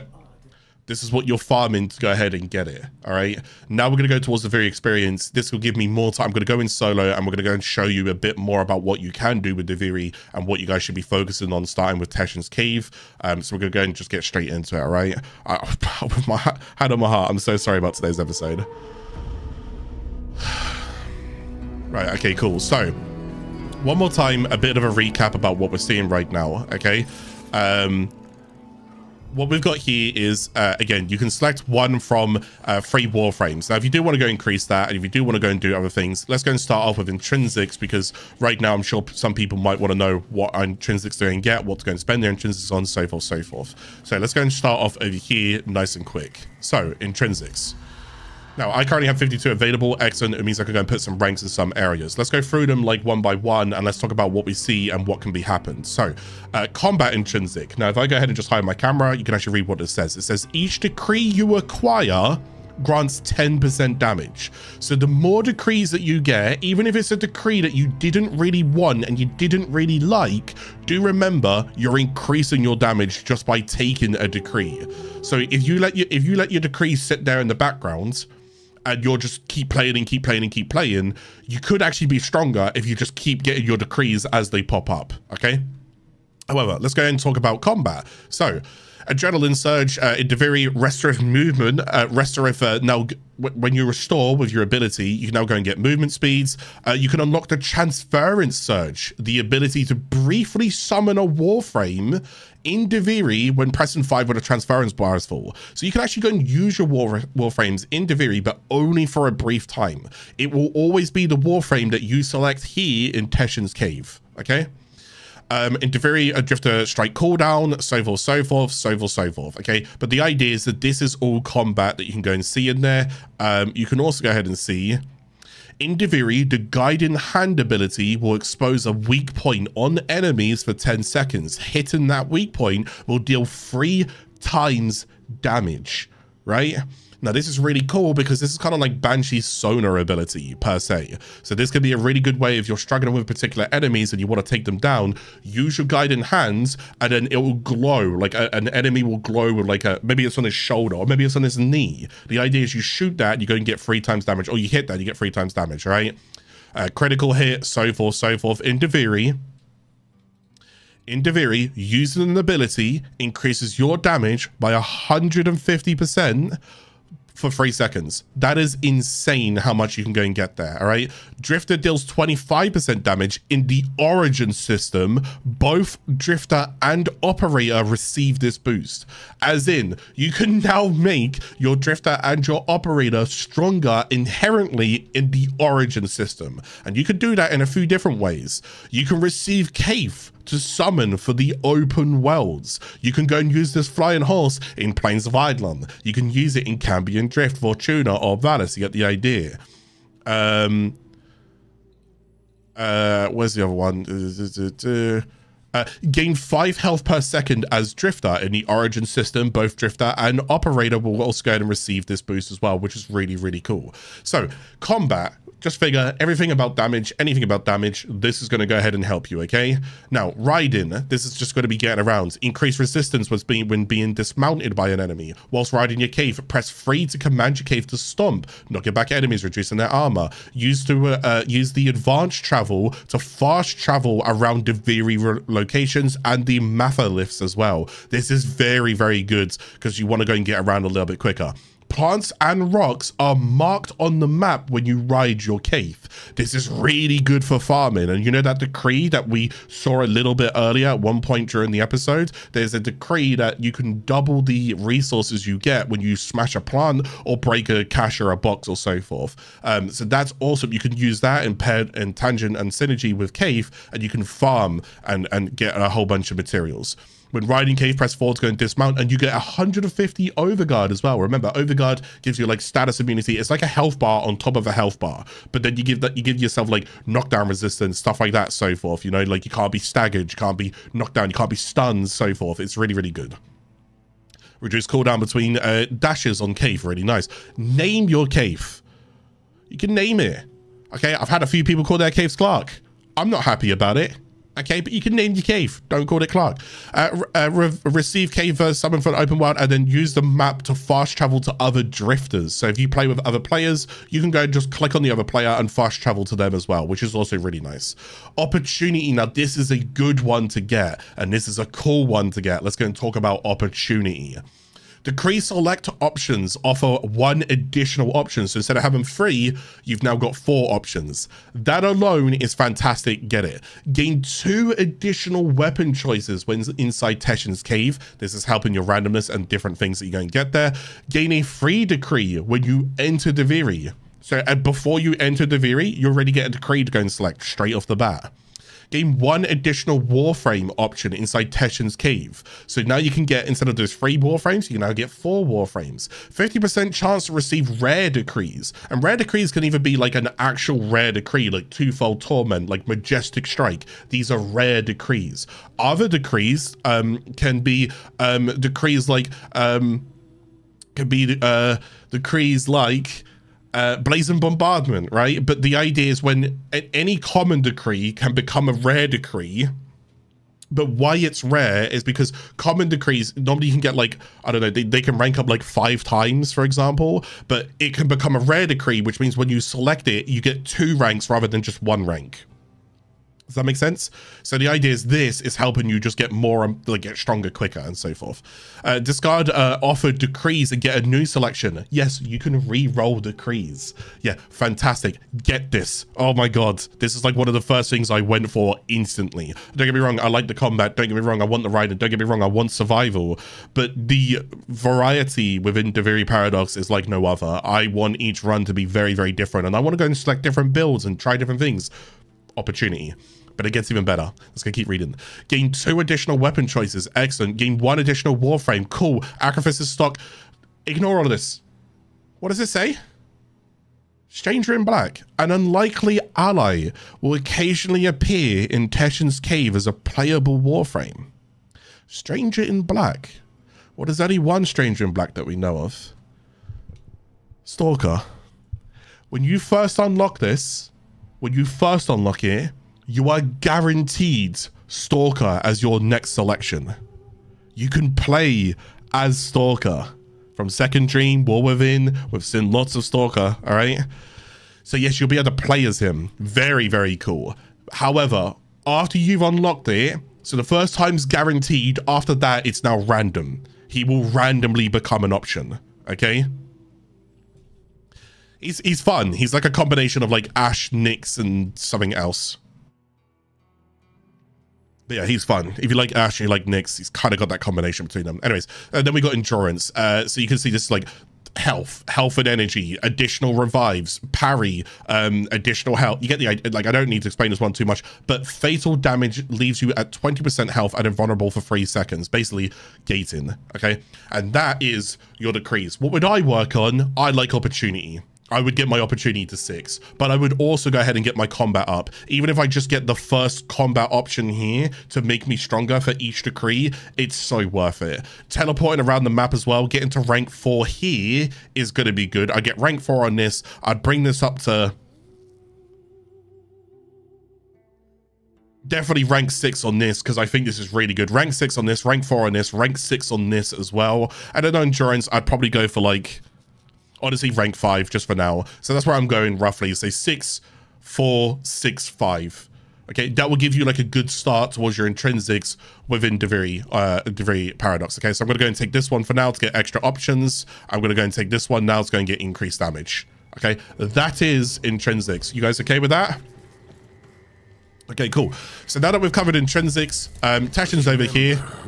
Only a fool seeks to stifle his anger. True. He is the loyal bodyguard of conscience. So because this episode has been so bad, I should just let it out? Is that what you're saying? Should I just go fucking crazy? Teshin, should I? Just let it out, Clarke. So there's some other cool things that you can go and do over here as well. So here is your Kaithe, where I don't know if you can, yeah, there you go. So here's your Kaithe. You can actually customize your Kaithe, and you can make your Kaithe look a little bit cooler. So different appearances and skins and so forth that you can go and use like that. And then there's different things that you can go ahead and do as well by adding like different armor pieces or so forth like this towards him. So you can have a pretty cool looking Kaithe and so forth. So you decide how you want to go and design it as well, even with like insignias here and stuff like that as well. And then there's detail and you can color it, but that's your Kaithe. Remember, you can't rename it until you go and rank up the things. Now there's other things that you can go and see. If you jump over here and then jump up here, then jump in here, you can see stuff like this. This is in every single like open world where you can go and see that there's a DE stamp towards it. It's just like a way of like crediting the developers and so forth. So if you go and click activate, you can see it here, but it's just like a little Easter egg if you want to go and see like all of the names pop up, and there's just like a stamp of approval from them. But again, massive shout out to DE for all that they go and do for this game. But just a little secret in there that you can go ahead and have a little look at, right? Now there are other things. I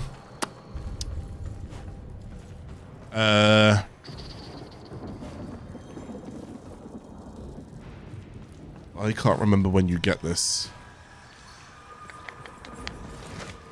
Bear with me. Do not mistake anger for petty spite. Only one of them may be righteous. I don't think it's tied to intrinsics, no.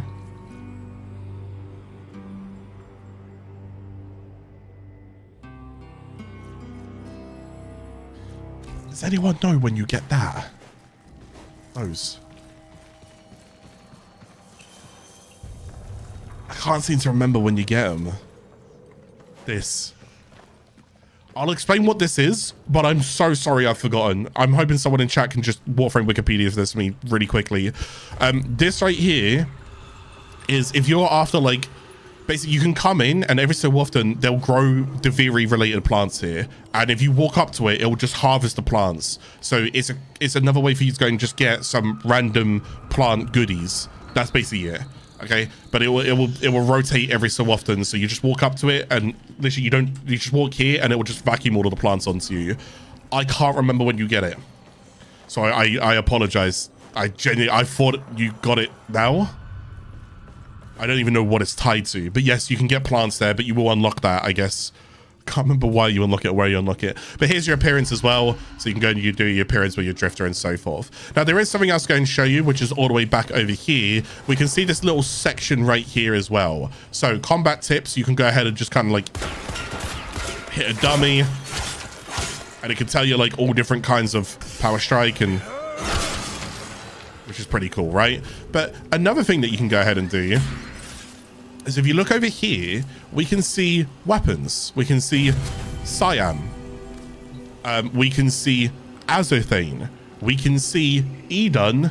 We can see Sampotes. And we can see the newest one of them all called Argo and Vel. Now, on my YouTube channel, I actually have, so Sun and Moon as well, I actually have a video that you guys can find on my YouTube channel where I show you what these weapons do on your Warframe and what these weapons do on your drifter. So if you want to go and be like, oh, are these any goods? Like, I don't know if they're good or not. If you want to, feel free to go and find that video. Maybe I'll try and link it inside the video description if I can remember.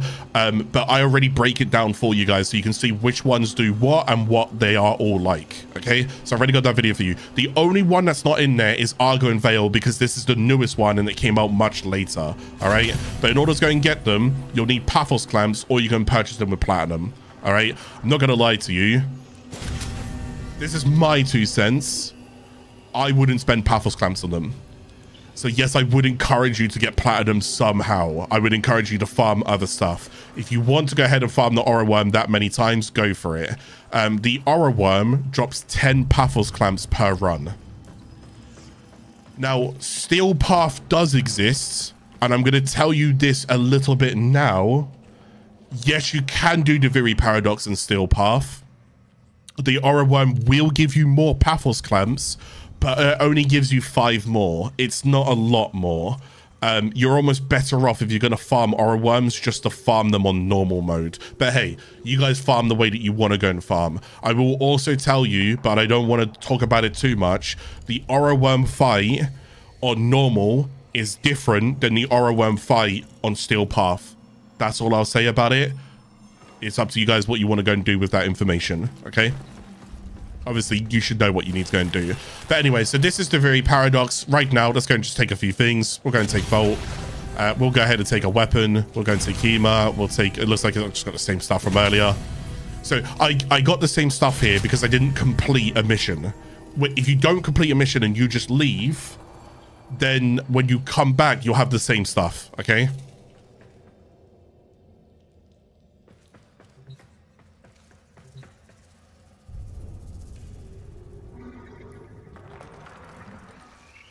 Okay, so does this make sense to you? Witness growth in the Dormizone, Verdi.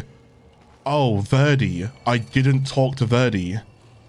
It's tasked with taking care of your plants in the Dormizone while you are away conquering Duviri. What a power. Dormizone provides a look at how your plants are growing in Teshin's cave before committing the harvest. Okay, Verdi is a sentinel that you talk to inside the Dormizone. I won't do it now, but for the plants, I guess go talk to Verdi. It's inside the dom. It's not a. It shouldn't be a long conversation. There's a sentinel inside the Dormizone, again called Verdi, and I think once you talk to them, then they start looking after the plants for you. So I think that's how you Verdi. Verdi. I think that's how you do it. Thank you, Silex. Right. The Prince of Fire. So this is now the Duviri Paradox. This is now of the one they called Loden. The high and mighty So prince of nothing.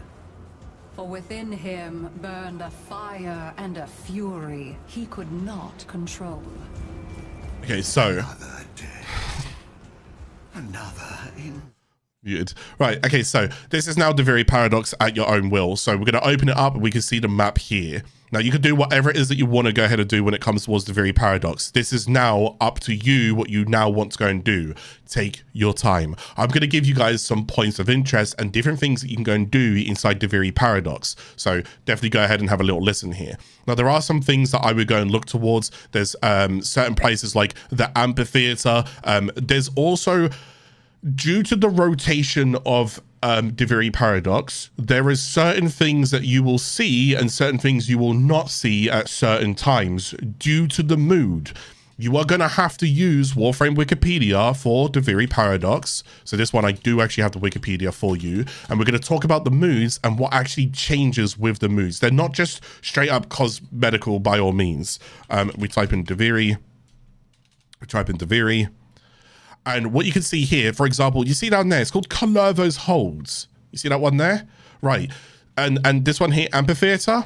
Well, there's also another one called the Arc Harbor, I believe it's called. And it's up here. But as you can see, we don't have Arc Harbor because we're in Anger. So Anger does not portray the Arc Harbor. So if you go towards Warframe Wikipedia and we're looking for basically like moods or whatever it is,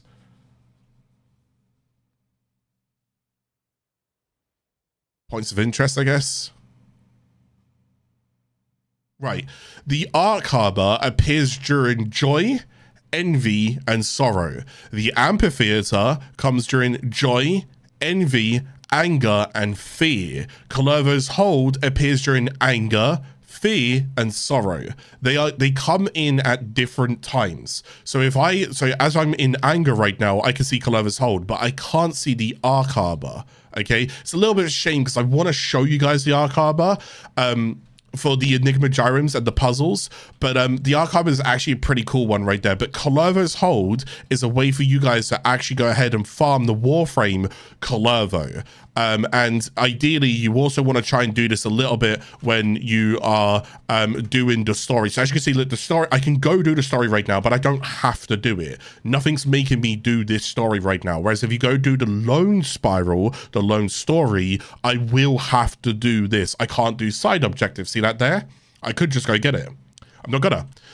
Right, we got other things. Let's go ahead and show you this. We've got fishing, and I know you guys love fishing. Plains of Eidolon, right? Or Valus, right? Then we got Cambion Drift, right? So we get a spear, we go fishing. I don't know if you guys ever remember during one episode, I think it was during the episode, I said I could give you 5 random facts about Duviri that are true, and I could give you 5 random facts about Duviri that are not true. And I could say certain things, and you would have no idea as a new player. And one of the things I said was, oh, when you go and do Duviri, you could go ahead and become a fish.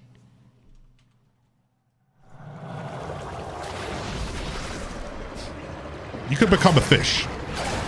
So the idea is this is how you fish in Duviri. You are now part of the Maw. And the Maw, as we know of it, is something that we saw within the War Within. So this is the Golden Maw. So the idea here is if you look at the top, I'm basically capturing fish, and you want to try and capture as many as you can until you get these bonus chests at the top there. So I just got 1 of them. Now you can dash with the fish as well. So you can go and do this and like lunge around, and you can move around a little bit quicker. But the next fish that I now catch, I'm now going to be put out. So there we go. And here's my rewards. So, oh, no, my camera's in the way. So there's my rewards. I got Ariet Scales. I got Necrarious Pebbles. And there are other things that you can go and get. So I got a Have Fish there as well. But for the most part, you can also go ahead and get more fangs as well. And you'll need more fangs for particular stuff that you're going to be crafting and building due to the Duviri Paradox. So, excuse me, when you do the first thing, so I don't know if you can see on the minimap right now, this is currently ticked because it's the first thing that I've done and it's the first time I've accessed it. I get a decree. No way. I get a decree, right? But if I If I go ahead and farm it again, would I get another decree? No, I basically get my decree because I did the reward things at the top there. So I also go and get my decree from it. So twofold torment, absolutely fantastic. Status effects deal double damage. So if I go ahead and do slash or heat or toxin or electric or whatever, and I'm dealing dart, I'll end up doing double damage. Now, there's different materials that you'll find all over here. So you want to go and run around. Here's a Kovnik. It's just a bit of a plant. Lovely jubbly. There's another one over there. You're going to go and shoot that and go ahead and farm them as well. Let's see if I can go and show you guys some other things. So just bear with me. I'm going to have to like run around until I find it. Yeah, sure. So this one's kind of cool. Again, we're just listening to where we find out where the whistle was. So there's a thing over there. I hear a whistle over here. And the whistle over there. And then I come back to the middle. And we go ahead and get a decree for doing that as well. So that's how that works. So let's get a little look. Lascinia's Suffering is really good. Finishers grant 200% ability strength to your next power strike or your Warframe ability. So power strike can also go ahead and get like ability strength, if you will. But that's just for your drifter. So all of this is like on melee kill, gain overguards, right? If we're going to get a melee kill, sure, let's take it for now. It's actually not that bad, right? What other thing's going to go and do? Let me just go and rummage around real quick. So caves as well, we're going to have particular materials that you can go and find in caves. This is not a cave. That's embarrassing. So different plants are in like different areas as well. So there'll be different plants that you might want in like the snowy area. That's kind of like down here and so forth. So we'll just keep moving around the map until I can find points of interest for you guys. Just bear with me. Just gonna look for points of interest. I can probably find something for you guys. Oh, I got Sylphester things. Is there a plant around here? Some ill-fortuned creature needs our aid. Won't you help them out, Lord, please? Okay, so this means that there's a creature nearby that I can help out. But it's not marked for me right now, so I don't actually know where they want me to help it. There it is. So the idea is you don't want to alert it. You want to... I think you should perhaps now take the matter more firmly in hand. Yeah, so now I kind of need to just... Gently, outlaw. These precious ones are get that, so and then heal it. And then just hold E really quick. There we go. And then I just basically look after him. And then I need to guide him to something. I don't know where that something is. Or he guides me to something, doesn't he? Oh, no, sorry, he guides me to something. You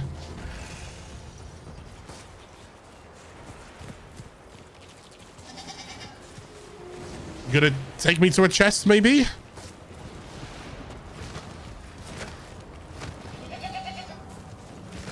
He's not gonna... I think they take you to a chest.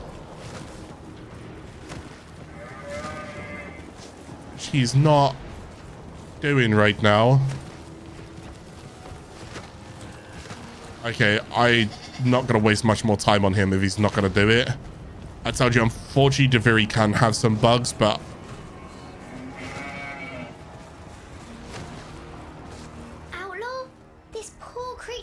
He's not suffering. It mean ever so much to me. What? I did heal. Of their affliction.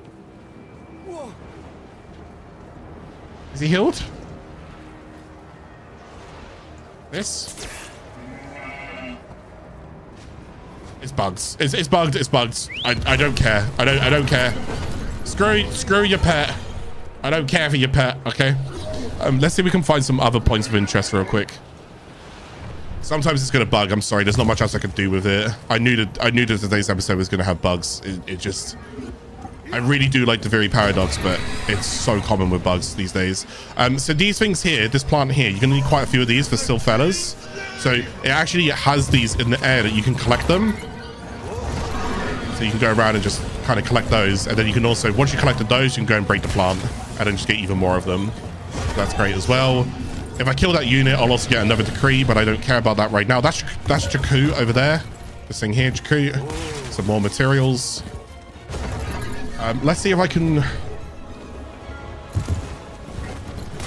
Yeah, Sagan Pearls. We get that from the molten things. There's another Sagan Well there. I'm looking for... I'll tell you what. I'm going to go over to King's Palace over here. Certain things I'm looking for. So I'm looking for Enigma Gyroms, and I'm also looking for Komi. And I will get to both of those when I see them. See how much quicker my Kaithe is when I start spamming this?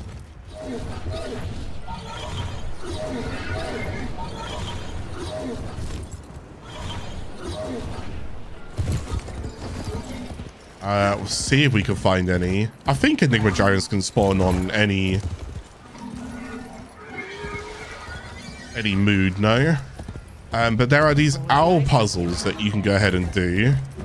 And I want to try and show you guys what the owl puzzle is like.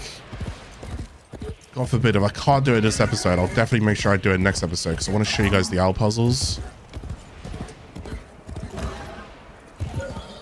There's not one here.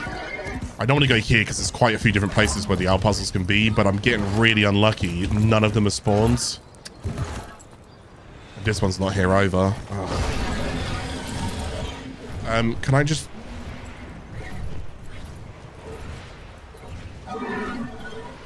Oh, wait, hang on. But if the... No, that's that.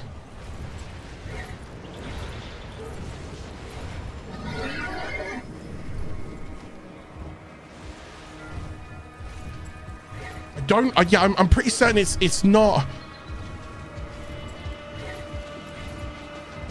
It's not spiral related. No, there's not one here. There's not one there. This is where like I should have pre-recorded footage of this stuff, because looking for it's going to be a nightmare. I'm also looking for other points of interest, so if I can find something else, I'll just show you something else as well. Okay, don't worry. Okay, well, we'll go over here. This is the amphitheater. And let me show you something on the amphitheater, I guess. We'll go up here. And I'm going to land on this. And do you remember the Lost Island fragments of Duviri? Well, this is them here. And what's actually nice about them is that when you do discover them, you will get 5 intrinsics, which means if you're looking for a way to go ahead and just rank your drifter up as well, try and find where all of the lost fragments of Duviri are. It's a good way for you to go and just get a whole bunch of free intrinsics. So this is one where I know of. I'm on the amphitheater and I'm on the right hand side on top of this. There's actually another one on top of this as well. So that I do know of, like literally over there. It's just somewhere here on something. But yeah, and on different islands can spawn different things. There's also another lost fragment, I think, here. Yeah, see, my muscle memory's kicking in now, so there's another one there. Oh! Where are you? Yeah, okay, this is what I'm looking for. Where are... Oh, I hear the owl. There it is. Okay, cool. Oh, thank God. Thank you, Amphitheater. You saved me. Oh, my goodness. Okay, so I haven't done these in a little while, but let's explain what these are, okay? So, this right here is for the Enigma Gyroms, and these are basically puzzles, right? Now, the way that it's always going to go and work is, at least when you find them out in the open like this, is you're working from top to bottom. Try to somewhat remember that, okay? So, now, call these what you see them. Okay, call them what you see them. I'm going to call this T-U-N-O with, like, I don't know, eyelashes. That's how I call it. So I'm going to go write it down. T-U-N, and I'm just going to call it eyelash O. All right? Call it as you see it. Don't be embarrassed. Just call it as you see it. You need to remember it, okay? So I've got that. Now what I want to go and do is look around, and you'll see that there's these like things here that it looks like I can kind of interact with them like all over the place. So let's go ahead and start off with this one here. If I get behind it, I can push it. Let's push. There we go. And this will go ahead and fall out. Let's go and grab that before it falls down there as well. And I've got one of these. The idea is I need to insert this somewhere in something, but I don't know what to go and insert it into yet. If I shoot this, that opens. Oh, that's already got one in there. Let me go and shoot that. That's an N with like a broken bit. That's a U. That's an O with eyelashes. Wait, I need that. No, so let's go and shoot. That's like a D with like a dash, if you will. And okay, I know I should leave that on there for now because I did need that. So let's just leave that one as it is. Now this one I've got on me. I can see this here, and like as I move around, so you can see it's kind of like following me right now. So let's go ahead and hold my middle click here. I'm gonna go and throw that in there. Let's go shoot that. What have we got in here? You. That's TU. I did need a TU or cycle. Don't need the rest of those. Okay, so I got TU. Okay, excellent. So that's 2, which means if I go over here and have a little look. Oh, look, they're glowing. So I must be doing something right. Okay, excellent. Let's try and get up here. So what have we got here? We've got this. We've got this. What's going on here? And then we got this going on here. So why have we got these ones here? What does that actually mean? Oh, look, it looks like there's something there. If I shoot that, it's gone down and it's gone around the end of it. Do I now shoot that? And then what does that do? That's then going over here, up here, and then look. Oh, look, I can put something in there. Oh, okay. But how do I put it in there? Because you say I only have one of those, orbs right now. So how do I get that one in there? So if I check this right now, there's nothing else I can really do with that. But I don't even notice. This one here is a bit weird. This one has like a little lever. If I shoot that, you'll actually see that it's actually a hologram. It clones it, is what it does. So as long as I enter the right code in there, and I don't cycle it, if I cycle it to this one and pop it out, you'll see now I have the wrong one in there. And if I go over towards the owl will tell me that that is also wrong. Okay, so some of them you want to be a little bit crafty with, and you want to go and pay attention to what they're offering you, which is this here. So I cycle. I know it's TU. I'm going to go and drop that there. So let's go and head back up here and do what we just did. We know that we shoot that one, it's going to open this one. We know we shoot that one, it's going to open this one. And if I throw that in there, so what is it? I had TU-N-I-O-N. Oh, okay. Let's go ahead and head down here. And I almost killed myself. And boom, there we go. I've now completed the puzzle, and it's just given me a whole bunch of rewards is what it's done. But the main reward that it gave me there was something called Enigma Gyrum. Now, these Enigma Gyrums, you will want quite a few of them, but don't feel like it's like a necessity. It's just, they're kind of fun to do. You can find owl puzzles anywhere, not really anywhere on the map. They're kind of in set locations, and also moods also dictate a few different things. Well, the Arc Harbor, I don't have it, I'm sorry guys, but the Arc Harbor has a really big owl puzzle. You see how this is free? The Arc Harbor has one that's 8.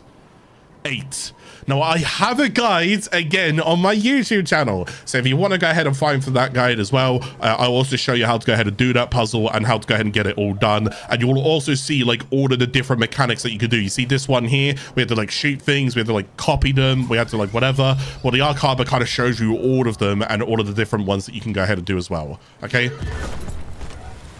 What happens, someone said, what happens if the disc falls off the edge? You just get another disc. It's not the end of the world, all right? It will try and help you out. If it falls off, it's not the end of the world. I just try and catch it before it falls off, all right? Okay, so we did the owl puzzle. We've done Lost Islands of thingy and so forth. I guess we can kind of maybe go down towards Kullervo's hold for now. What else am I missing? Komi would be cool. I'll go back to the King's Palace. There's got to be a Komi over in King's Palace.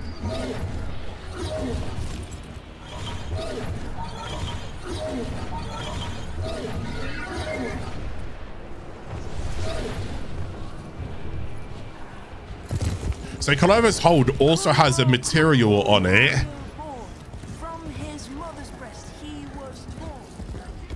And there's a material on this island as well that you won't get. It's not that. It's not Agri. That's Agristone. This. So I can never pronounce this. Eomeg or Uomeg, whatever. What am I doing? Okay. You can also go and get that from this island as well. Okay. Again, particular islands, particular places, particular areas will have different things. So, I don't know if I can actually challenge him right now. Can I? I barely ever did Kullervo, but... Beggar, lunatic, or monarch clad in rags. Ugh, trouble me not, Chimera. Chimera. The prisoner seems to think you and he have unfinished business. Shall I let him out so that you can conclude it?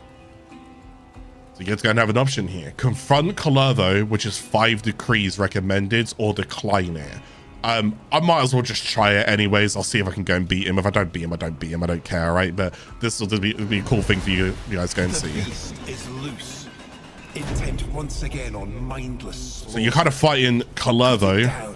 That both the innocent and the dead may sleep peacefully. I didn't see the sacrificial one or whatever it's called. So I'll go ahead and deal with him however I can right now. Now every third attack does poison for me now because I just took that decree. So you can see, like, look how much damage that's now doing to him. Right. That's one to Kullervo down.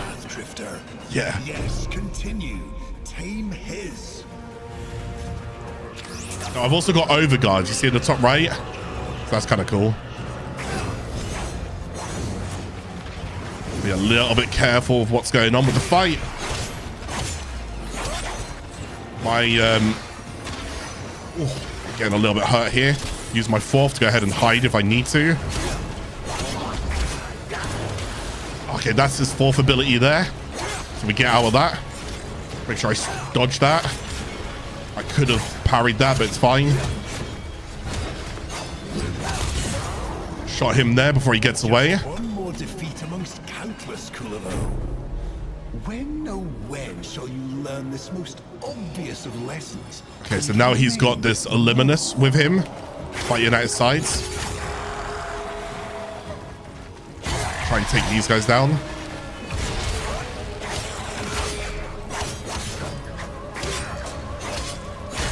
Take that down. And now, just true Kullervo fashion right there. Stabbed in the back. Now Kullervo's not happy.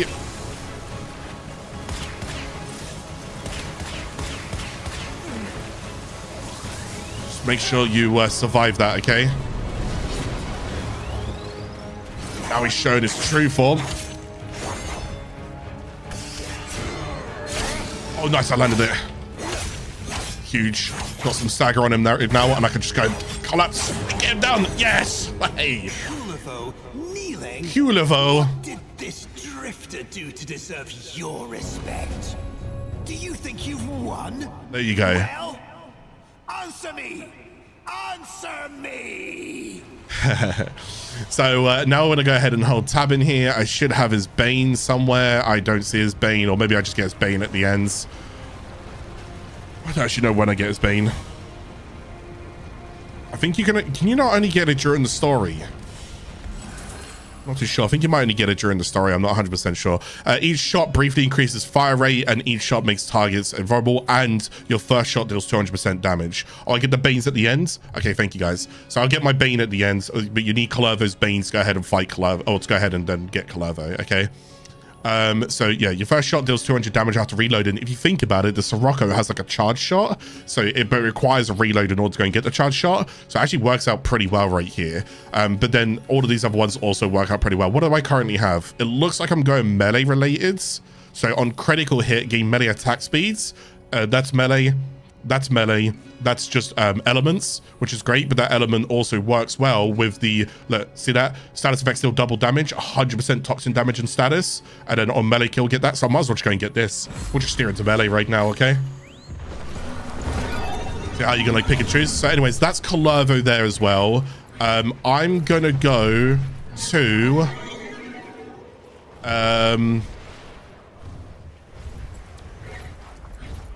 I can check chamber real quick.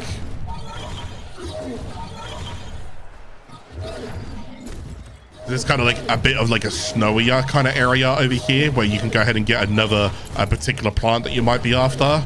It's called...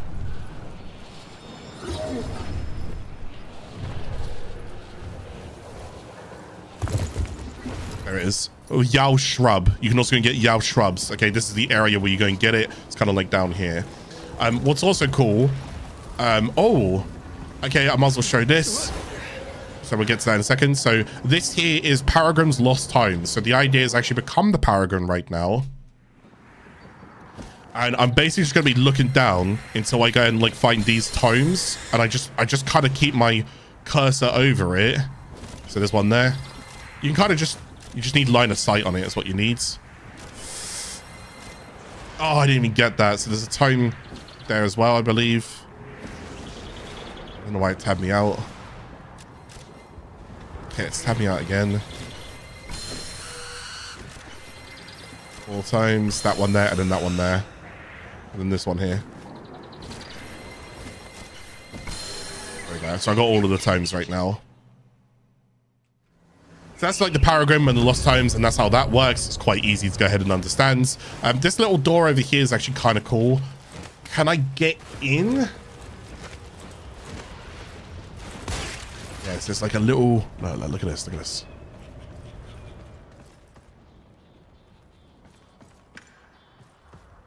Keep your hands where I can see them.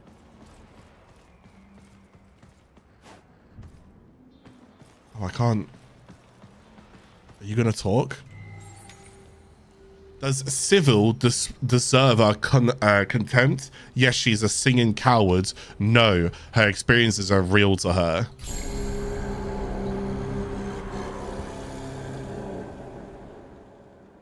The man in the wall.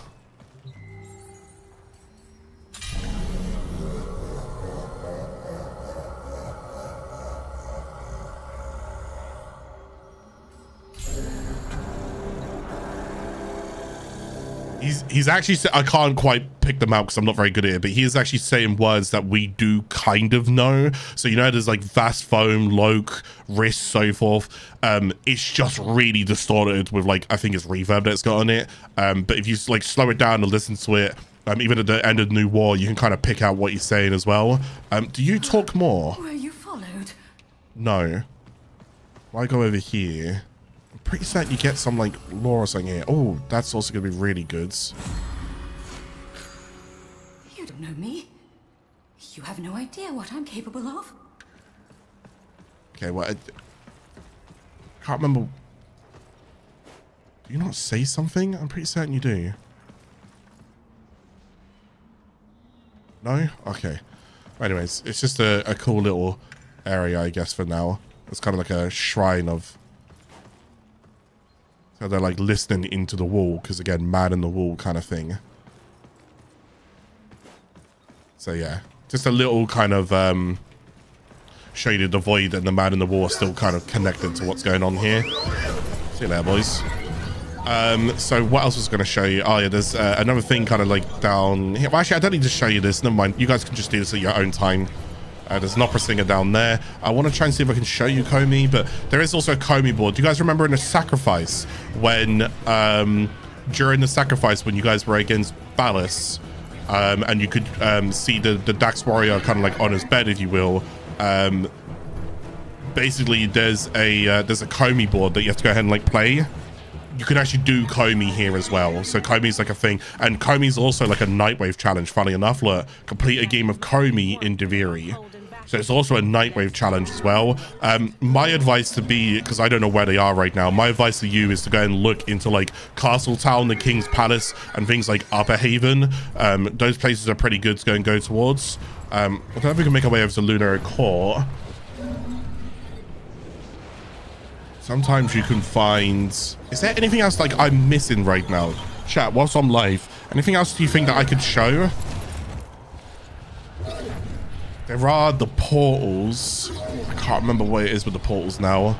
You can farm Arcanes, can't you? So this is like a Lunar Court that you can also go ahead and see here as well. Sometimes there's like a particular... Well, you can go ahead and find Dax Gladius and you have to fight Dax Gladius. You know who Dax Gladius is from the quest. So sometimes you'll have to go and fight, and this could be like an area where you fight Dax Gladius as well. I can't think there's much else to go ahead and show you guys. Any other like lore or spoilers or tidbits or stuff I can go and show? Or am I done with Duviri? I might be. I mean, there's Komi, there's... There are the portals. I think you need... Oh, you need 7 decrees. When you have 7 decrees, one of these portals can go ahead and open up. See this portal here? So it's called 7 sins of Kullervo. What was it with Kullervo? Kullervo in the 7 something? It's not fake. That's Komi in the 5 fates. 7 sins of Kullervo, 7 something of Kullervo. Basically, these portals were going to open up when I think Kullervo's hold is also open. I don't know if it's just when Kullervo's hold is open, but if you have 7 of these, 7 crimes of Kullervo, thank you. 7 crimes of Kullervo, when you get 7 intrinsics, 7 decrees, one of these, you need to find them. One of these portals around here will open up. Now, if you just type it in, like,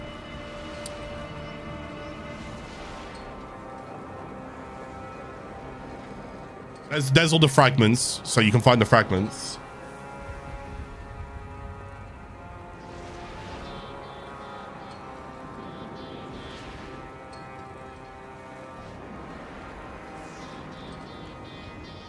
Future stronger enemies, these special portals require 7 decrees to access, excluding 3 decree opportunity from thing in there as well.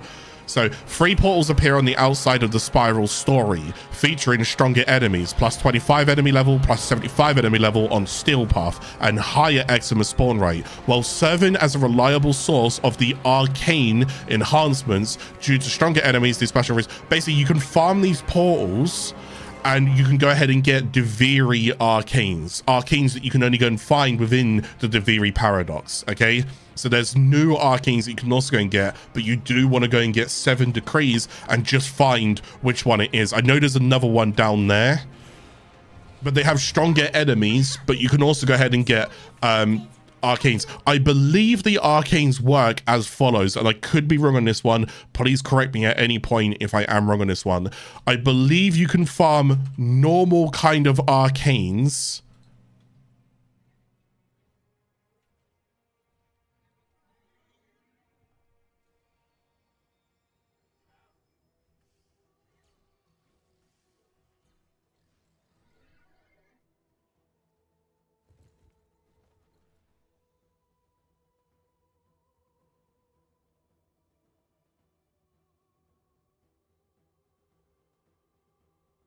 Yes. Duviri Arcane Collection. Am I okay? Oh, I don't know where I am. Oh, God. Stay there.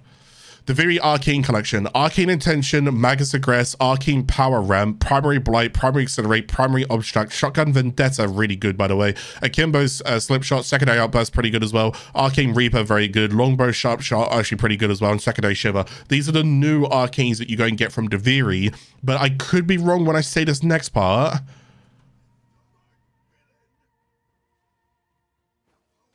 Steel Path Duviri Experience. Yes, I believe it's Steel Path that you can go get those new Duviri Arcanes. I don't think you can get them in normal path, normal star chart Duviri. I believe you get like idle on Arcanes. So I believe you can get things like Arcane Acceleration, Arcane Precision, Arcane Phantasm, stuff like that. I believe they're like the normal ones that you can also get. So this is another way for you to go and farm the normal Arcanes. I'm just going to check over here for you guys really quick. I'm just going to see if this portal does open. There you go. There you go. See that? If I move away from it.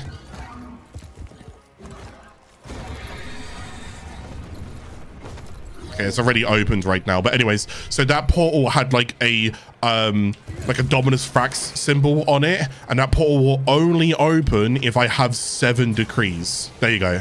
See that? It will only open if I have 7 decrees. This is to do with the 7 Crimes of Kullervo update that came out that introduced Kullervo, and it's a way for you to go ahead and farm Arcanes as well. It's basically you just go in, it's an undercraft. You don't need me to go and show you it. You just go in, you fight, you come out, and you'll get an Arcane, basically. Again, normal path and steel path have different Arcanes. So if you're after Duviri Arcanes, I believe it's steel path, but we haven't even got to steel path yet. All right. Am I done with Duviri? Is there anything else I can show you about Duviri? I want you guys to explore an awful lot. I don't want to give you everything. I think I'm done with Duviri. I think I've shown you the main things at least. Okay, so what happens here, the last thing I can go and show you really quickly is, what if you want to go ahead and exit Duviri? How do you now leave on Duviri Experience? Like, where do I go? How do I leave? Remember this. This is important. When you want to leave Duviri, you can leave at any time, but it will save your progress from the last decree that you earned. So you see all these materials, or like everything that I've got here.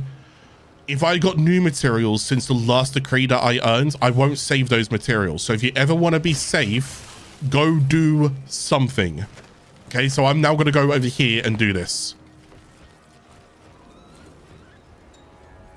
Oh, there's a Komi board. Oh, I'm going to embarrass myself if I play Komi. All right, let's embarrass myself. I don't know the best way to go and do this. I'm sure some people figured it out.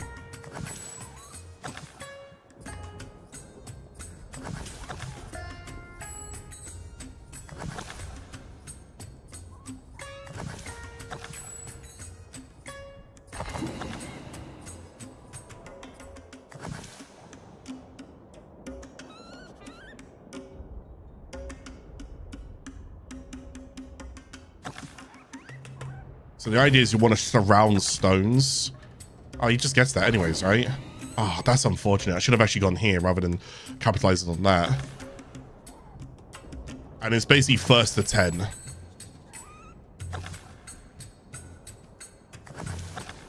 Some people are just going to be really good at this. Some people maybe not as good. I'm going to take that there. He doesn't get that, right? No, he does. Never mind. I'm still trying to work on this bunch here, but I don't actually know if I can get this. I'm okay if he takes that. Because I can't take those there. Can he just take that? Okay. It's alright, it's just we're just trying to figure it out, right?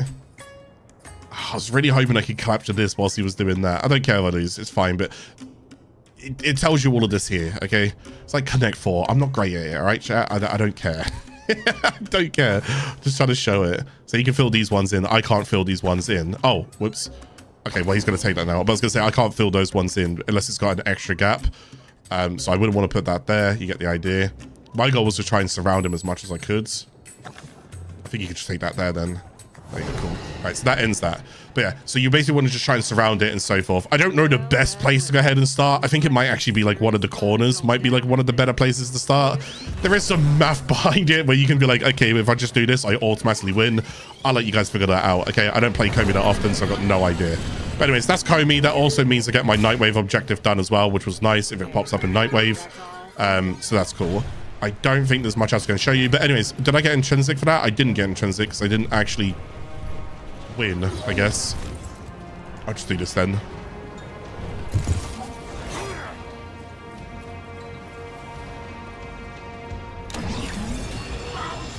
Yeah, we're just gonna go and kill these guys.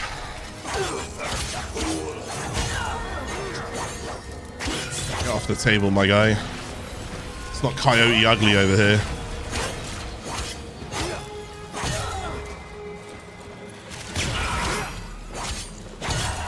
Oh, that's those guys dealt with, and then they'll spawn some more.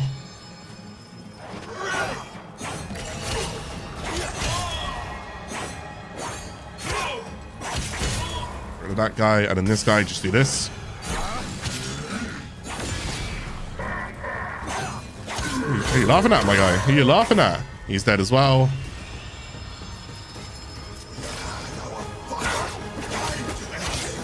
Gonna use my poison as much as I can to carry me right now. Venomous Touch is very good, as you can see. Just brute force melee into them. So I got Venomous Touch, plus I got the twofold Tormentor in there. Plus I also get a little bit critical if I do go and land the critical, so it just makes more sense to me to go and doing that. So there's the chest there. I think, am I just going for the chest? I can't remember.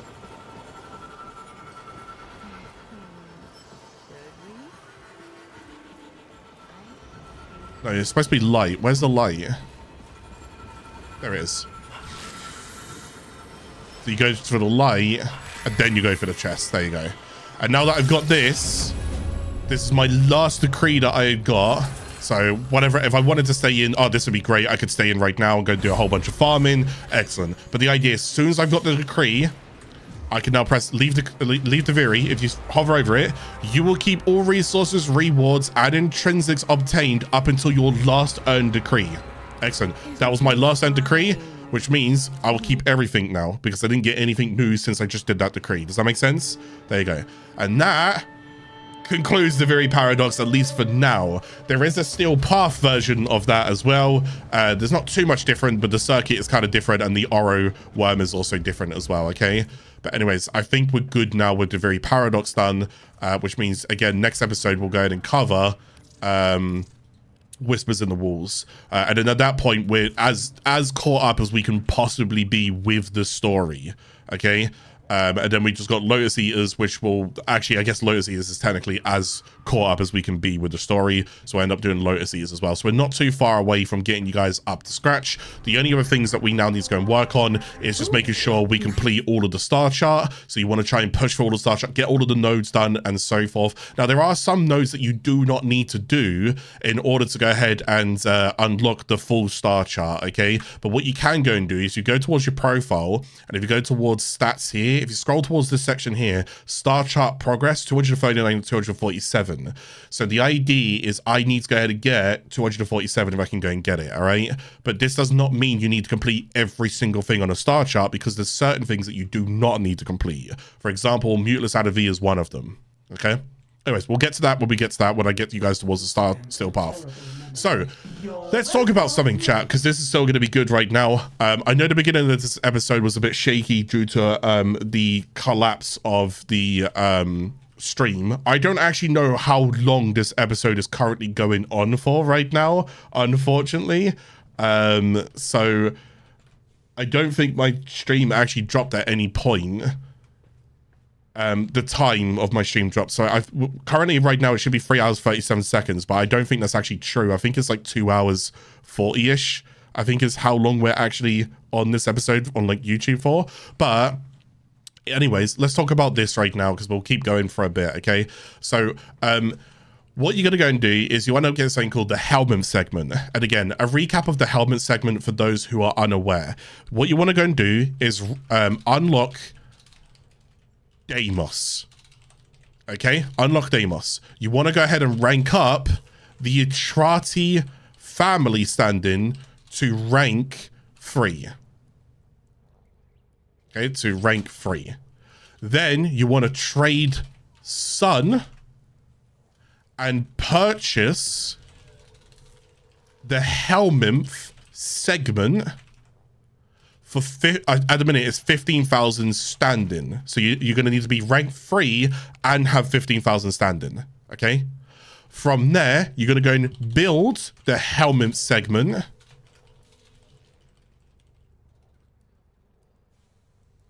You're going to build the Helminth segment inside your foundry. And I think this takes 24 hours. And then you're going to install the Helminth segment. So where we are now is I've just done all of this.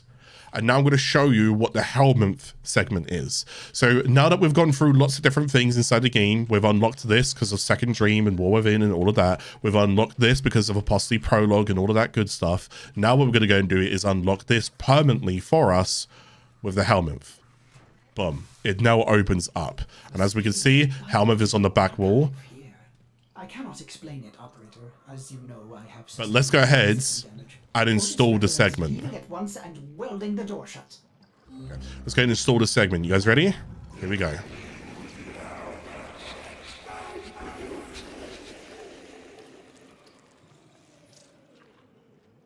Wow.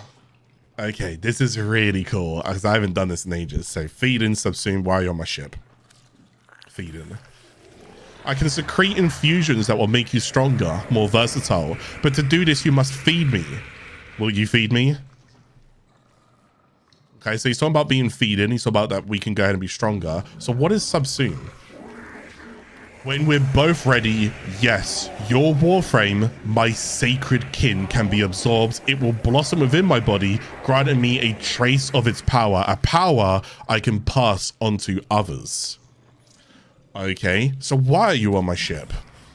Who nurtures you in times of rest? Who restores your battle-torn frame day after day after day? Whose milk enriches your kindred flesh with endless strength and vigor? It can only be me. Okay, remember, Warframes are hybrids of Infestation as well. So this is kind of like our medic bay, if you will. Name your Helminth. We get to go and name him. I'm going to name him Subscribe. Because if you guys have been watching these episodes and whatnot and you guys are not subscribed, I'm fuming. Why? Subscribe, okay? Now, oh my god, what has just happened? What is going on here? We now have access to the Helminth. Let's run you down everything you need to know about the Helminth. So, oh god, okay. Bear with me because this is all coming back to me right now, okay? So first thing we want to go and do is, well, this is locked because we haven't got to that yet. So this was for Helminth here, and when we hover over it, we're going to read a few things. So it says Warframe Subsuming +3 Subsume slots. Subsuming Warframes into the Helminth to allow infusing one of their abilities into another. And I'll say that one more time. You can infuse a Warframe's ability into another Warframe. Yes, okay. But also grants 3 Subsume slots, which are used when a Warframe is subsumed. So gain XP by feeding it resources, infusing abilities, or even by subsuming Warframes. Okay. So what we want to go and do is we want to go and feed it. Now, if I go and click on this, or no, if I go and click on this, I can see all of the different ranks that it will now go ahead and help me out with. So as you can see, there's currently in the game, there's 15 different ranks. Now, when it first came out, there was only 10 ranks, which basically means that it could lead me to go and say this. There could be more ranks in the future. Okay, so if you go ahead and look at this and maybe the next year or something, you're like, okay, well, there's 20 ranks now. There's 20 ranks, all right? We had 10 when it first came out. Now there's 15. So first metamorphosis, you can see that. The second metamorphosis is I can unlock an ability to rebuild your shields, as in it will instantly restore your shields. That's pretty cool. Third ability, Perspicacity. Automatically succeed at your next hack attempt. I cannot stress this enough. Automatically succeed, as in no matter what, currently so far in the game, you would normally have ciphers, right? And you can use ciphers to go ahead and auto complete hacks. Well, there are certain missions where ciphers are not allowed to be used. For example, sorties. You guys know of this, right? There are other missions where ciphers can't be used, but we'll get to those missions when we get to those missions. But the point is, due to this, this ability here bypasses that, as in sorties, this will automatically hack a sortie hack for you. It's fantastic. So find a spy frame. So if you want to go and take frames that have stealth, Loki, Ash, or whatever, Ivara, put this ability on them and automatically breeze through the mission stealth so no enemy sees you, and then automatically just get things hacked because of this ability. It's great. It's really, really good. Or even Wukong. I do actually have a build for this on my Wukong, on my YouTube channel again. You can go check that out as well, okay? But anyways, there's a whole bunch of different things. You can get more subsume slots. So you need to go and rank this up to go and get more and more slots. As you're going to see, 20 subsume slots, unbound, unlimited subsume slots. So the idea is you want to rank up this guy as much as you can, okay? Now, as of right now, we currently have these 3 things. We have Empower, increases the strength of your next ability use. So you get increased strength to your next ability. So let's say that right now on Volt, right? So if I go and click on this, I can't do it right now because I need this. Actually, we'll just feed him in a second, but basically I could go ahead and get that. Infested mobility, I can go ahead and become quicker with my parkour velocity. I get more sprint speed, and I also get more velocity. Well, I could stack that with Volt and make him sprint even quicker, right? Because his second ability gives me sprint speed, so I can get even more towards. So this makes my second ability even quicker, right? So I could go and do that. Or Master Summons, heal your companion and call it to your side. If your companion goes down, you can go and just basically bring it right back next to you. So those are the only 3 that we currently have unlocked out of 70. Each and every single Warframe that exists in the game will go ahead and give you one of their abilities. If you would like to read more about it, you can just take your time to read and see who gives what. So let's just say, hey, do you know what? I really like Excalibur. What does Excalibur give? If I type in Excalibur, Excalibur gives his radial blind ability. So every other Warframe can now take this ability at their will, okay? Not only does it give radial blinds, but it can also go ahead and give, and I'll move my camera here so you can see this. If you right click it, you can also see the augments that the ability gives. Now, this is very important because some abilities are some ability augments are, oh my god, that's insane. Okay, so sometimes look at it from 2 layers. The first ability, you might be like, I don't really want that. Always check its augment though. Do you want its augment? Because here's the thing, Radial Blind just opens them up to like finishers. Radial Finish means I do 300% more finisher damage. So if you're looking for like a finisher related build, do remember that that does exist as an option. Get the idea? So you can go and type in whatever Warframe. Let's go and look at Volt. Oh, okay, so maybe that doesn't always work, but Volt is, oh, okay, that also doesn't work. I guess it's because I have Volt here, but Volt's is Shock Trooper, which is, well, sorry, it's not Shock Trooper. Volt is Shock, which is his first ability. I guess it's because I have Volt on me and it's not right. Okay, that's really weird. But anyways, this is Zephyr, this is Ureli, this is Limbo, this is Garuda, this is Wisp, this is what's his name, Corvex. Like, they're all different abilities and so forth. There are some really good ones. If you want to go and know, hey Clarke, get to the point. What's a good ability that I should aim for, right? Good abilities right now, things like Rhino's Roar is a good ability. If you're looking to be offensive and do more with your weapons and even more of your abilities, Rhino Roar is good. If you're looking for something else like Grendel's Nourish, sustainability, this helps you with energy, this helps you with viral weapon damage. There's also, whenever enemies hit you, you can also go and put a viral proc on them, so if they melee you, they also get viral on them. Also works on summonings, so if you have Necros with all of his summonings, you can also apply Nourish to all of his summonings, so if an enemy hits them, they also go ahead and put procs on there. Anyways, Grendel's Nourish. There's other things like Hildren's Pillage as well, which is also very good. This is for shield gating. You basically strip enemy armor or you strip enemy shields and you give your shields back. Also a good way to go and help you survive with like shield gating. There's a whole bunch of them in here that you can go and use. Mirage's Eclipse, Protea's Dispensary for like energy returns with equilibrium, so forth, stuff like that. Sephiroth's Gloom's okay, but it still takes a lot of strength, but you can go and slow down enemies and so forth next to you as well.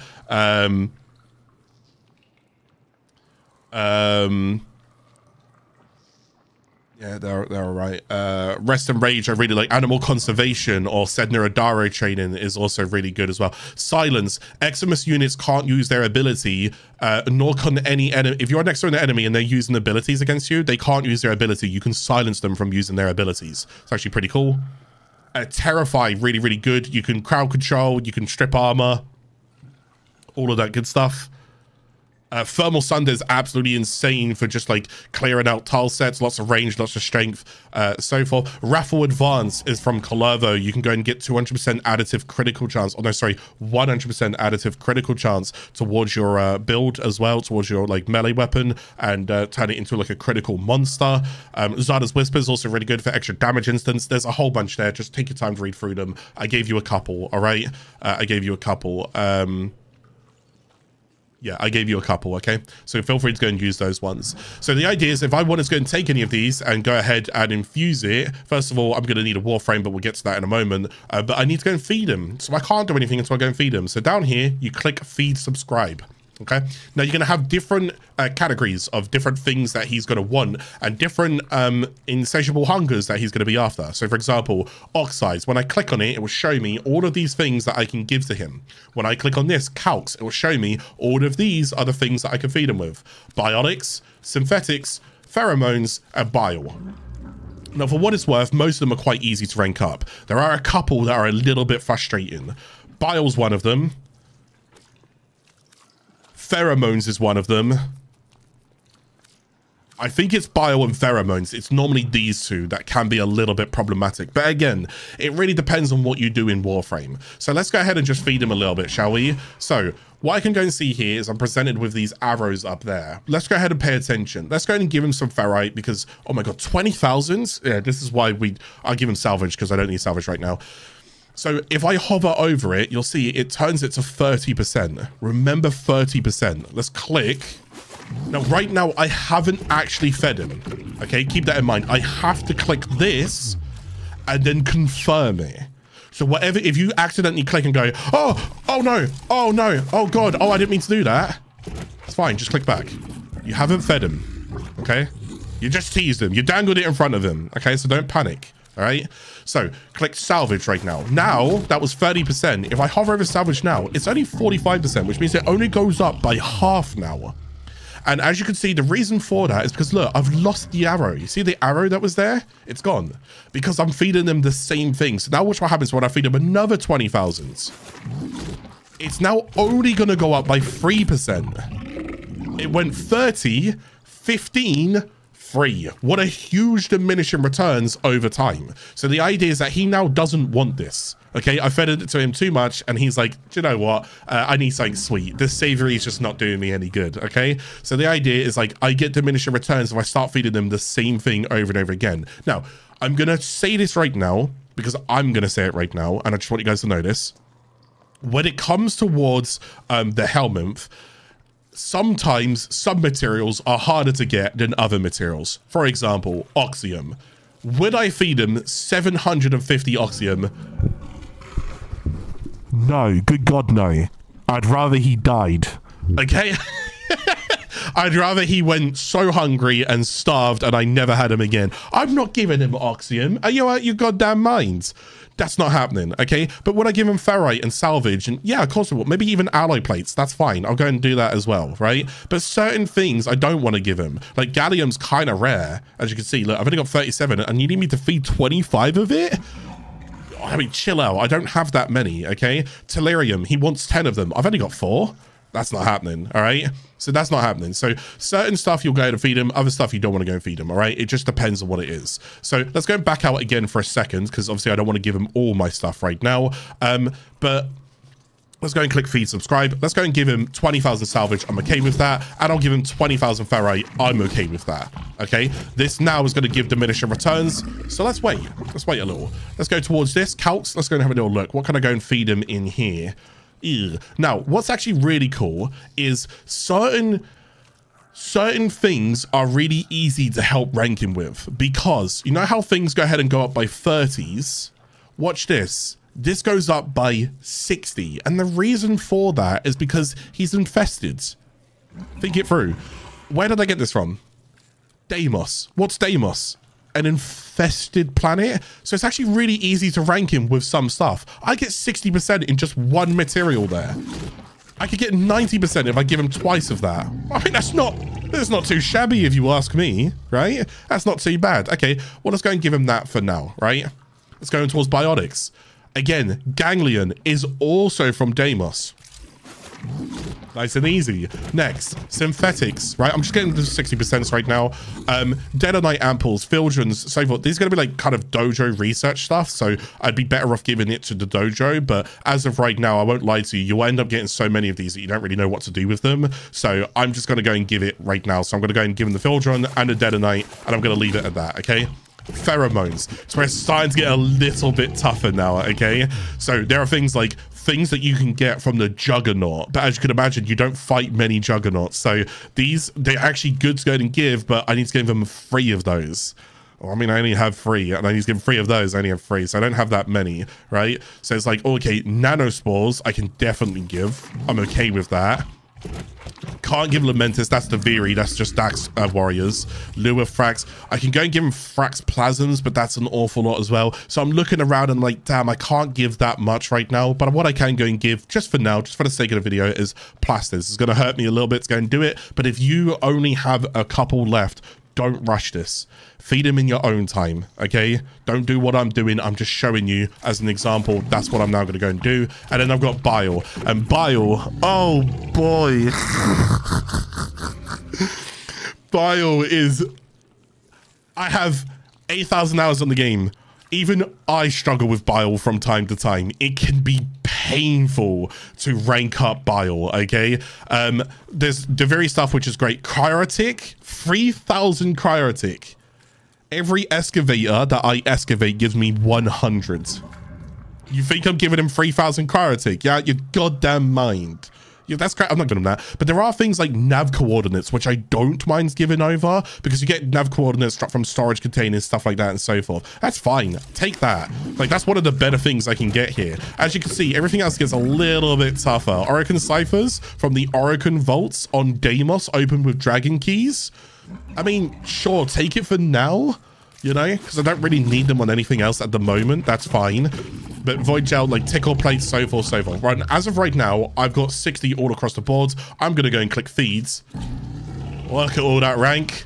Not too bad. So I'm close to ranking him up. And I think just for this episode as well, I'd like to go and rank him up. So I'm going to show you a few different things. So let's go ahead and do something right now, though. Let's go ahead and let's take...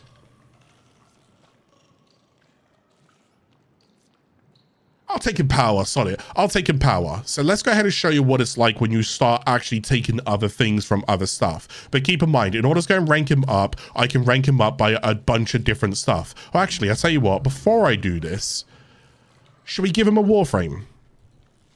Let's give him a Warframe. So thankfully, for this series, I'm a little bit prepared. I'm so excited for this, because this is what I got him for. So I have a Rhino. Okay, now I'm gonna be 100% clear when I say this. Make sure that you are not subsuming a frame that you do not want to give up. When I tell you this, I'm not joking. I will lose this Rhino forever. He's gone. Okay, but I only need to do it once and then it's permanent.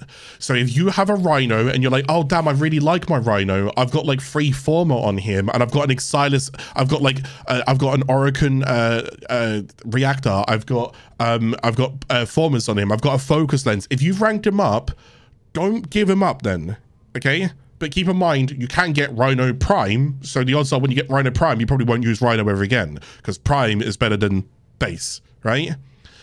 So keep this in mind though, okay? You will be sacrificing this frame, all right? Now, if you turn around and say, well, hang on a second, I still want to go and keep this Rhino for now.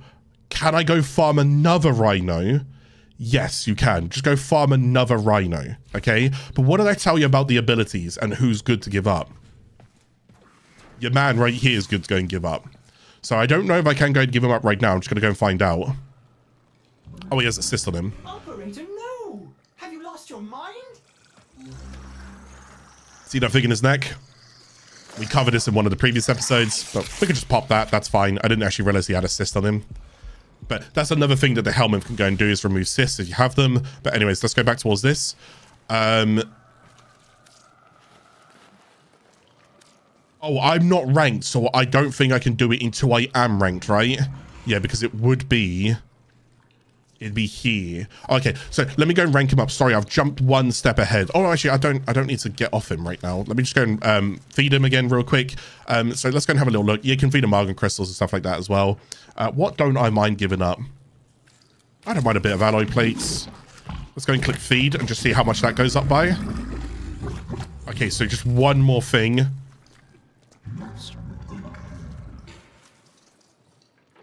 I'll give him Rubido. I'm okay with that.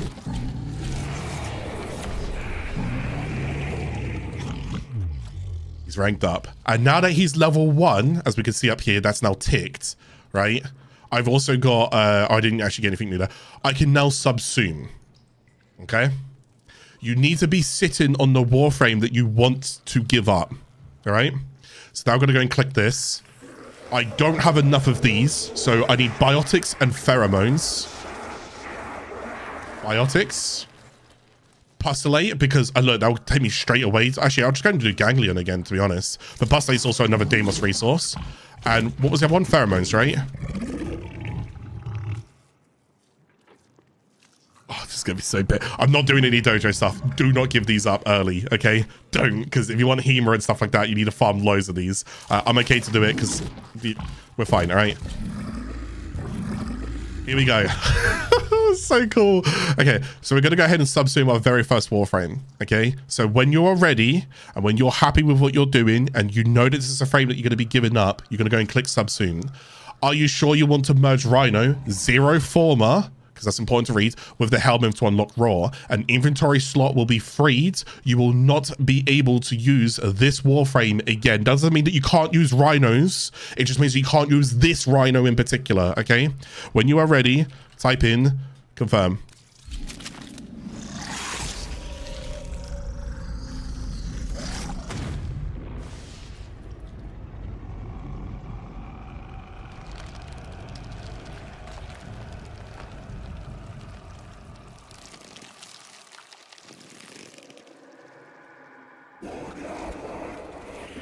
And now I've been brought back. And what it will do, it will put you on your most played frame.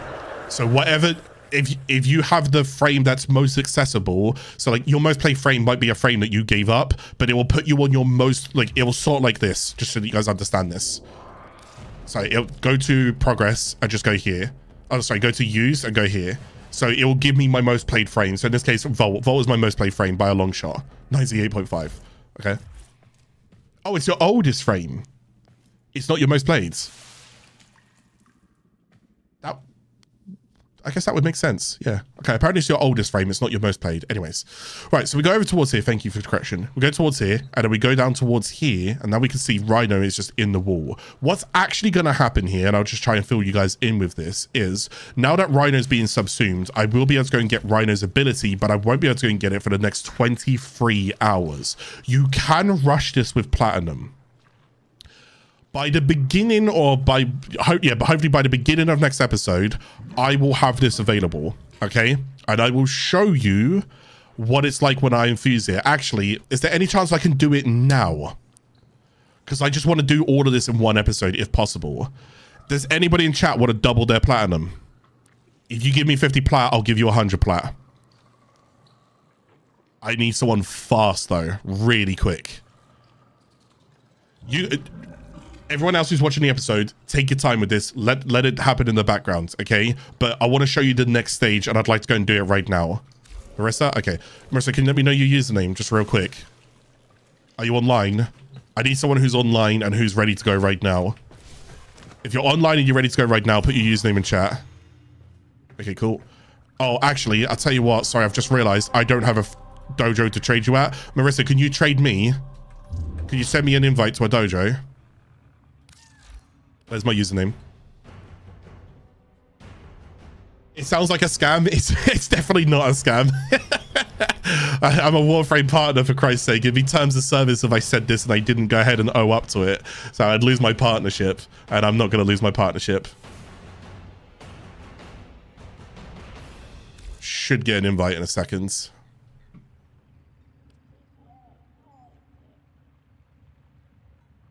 Just waiting for the invite. Just invite Warframe Noob 24. There we go. So he's going to trade me to a dojo. Oh, I think he was loaded in a dojo. That's why it took a little bit longer. So yeah, for now, what I'm going to go and do is I'm just going to show you like what this is like on series. I've actually done this twice off series. I did this with the Void Rig when I rushed the Void Rig, and I also did this with the Helminth segment when I rushed the Helminth segment for today's episode. Right now, I'm just doing this live to show you what this looks like. Oh, this is actually my dojo right now, so you can see what this looks like. You guys haven't seen this stuff. You'll see it when I get on my main. 50 platinum, please. I won't take any more, but I will double it. Okay, when the series ends, I'll trade you and I'll give you 100 plat. Thank you very much. Because you guys are helping the series get there quicker. Spoiler, yeah, this is a spoiler though. This is our dojo right now. Pretty, I like our dojo. Very Orowrym themed. Can't see you? Yeah, I can't see you either. I'm a bit confused. Where are you? Just hold Q and then teleport to the trading post. To the trading post. I have 2 F8. Yeah, I'm fine. Have you 2 F8?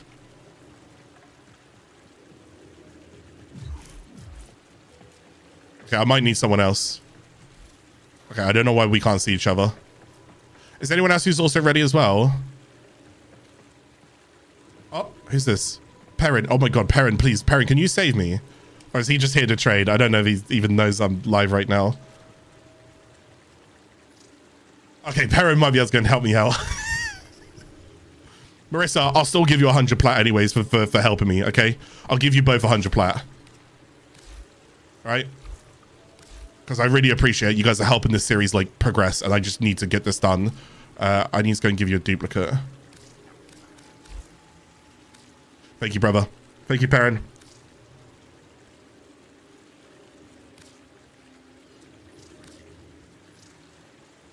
Thank you. Perrin, I'll trade you after the episode, okay? I got you, brother. Thank you, dude. Right, okay, so let's go and show you what this looks like. I'm just going to go and rush Rhino right now. Let's go ahead. You guys can go and see what this now looks like, because, again, if I could do this all in one episode, it would make more sense, all right? Yeah, massive shout out to literally everybody inside the live who always tries to help me during this, because you guys are absolute stars. I should have done this like off stream is what I should have done, but you can also see that I'm authentic. I'll do this on stream, and you'll always see what you get with me is if I say I'm going to do a giveaway or if I'm going to give out plat, I do it. All right.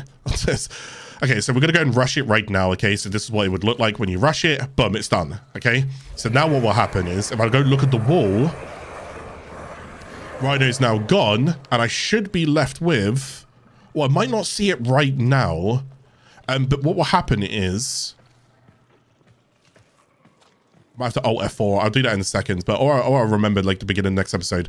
You'll get a flower, and the flowers in the wall, for anybody who doesn't know this, the flowers in the wall will be colored to the Warframe that you sacrificed at the time that you sacrificed it. So if you want different colored flowers, you can actually change your Warframe's color, then sacrifice it, and then that flower will be the Warframe's color. Does that make sense? That's how it works. So if I want black and white flowers, just black and white, I need to go and put all my Warframes to black and white, then sacrifice it, and I could get loads of black and white flowers here, like that. So if you want loads of pink flowers, just put all your Warframes in pink, then sacrifice them, okay? And that's how the flowers then work, but we don't see the flower right now. Anyways. So I now have Rhino's Roar permanently unlocked, as in I can now put Rhino's Roar on any other Warframe. I don't even know if I can get this right now, but we're going to try it anyways, okay? It's synthetics, thankfully. I've got the calcs. Oh no, I've got the synthetics. It's bile.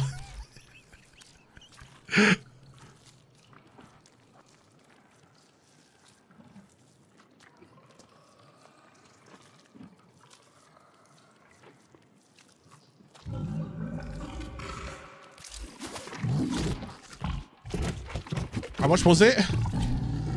77. God damn it. Goddamn bile. All right, here we go.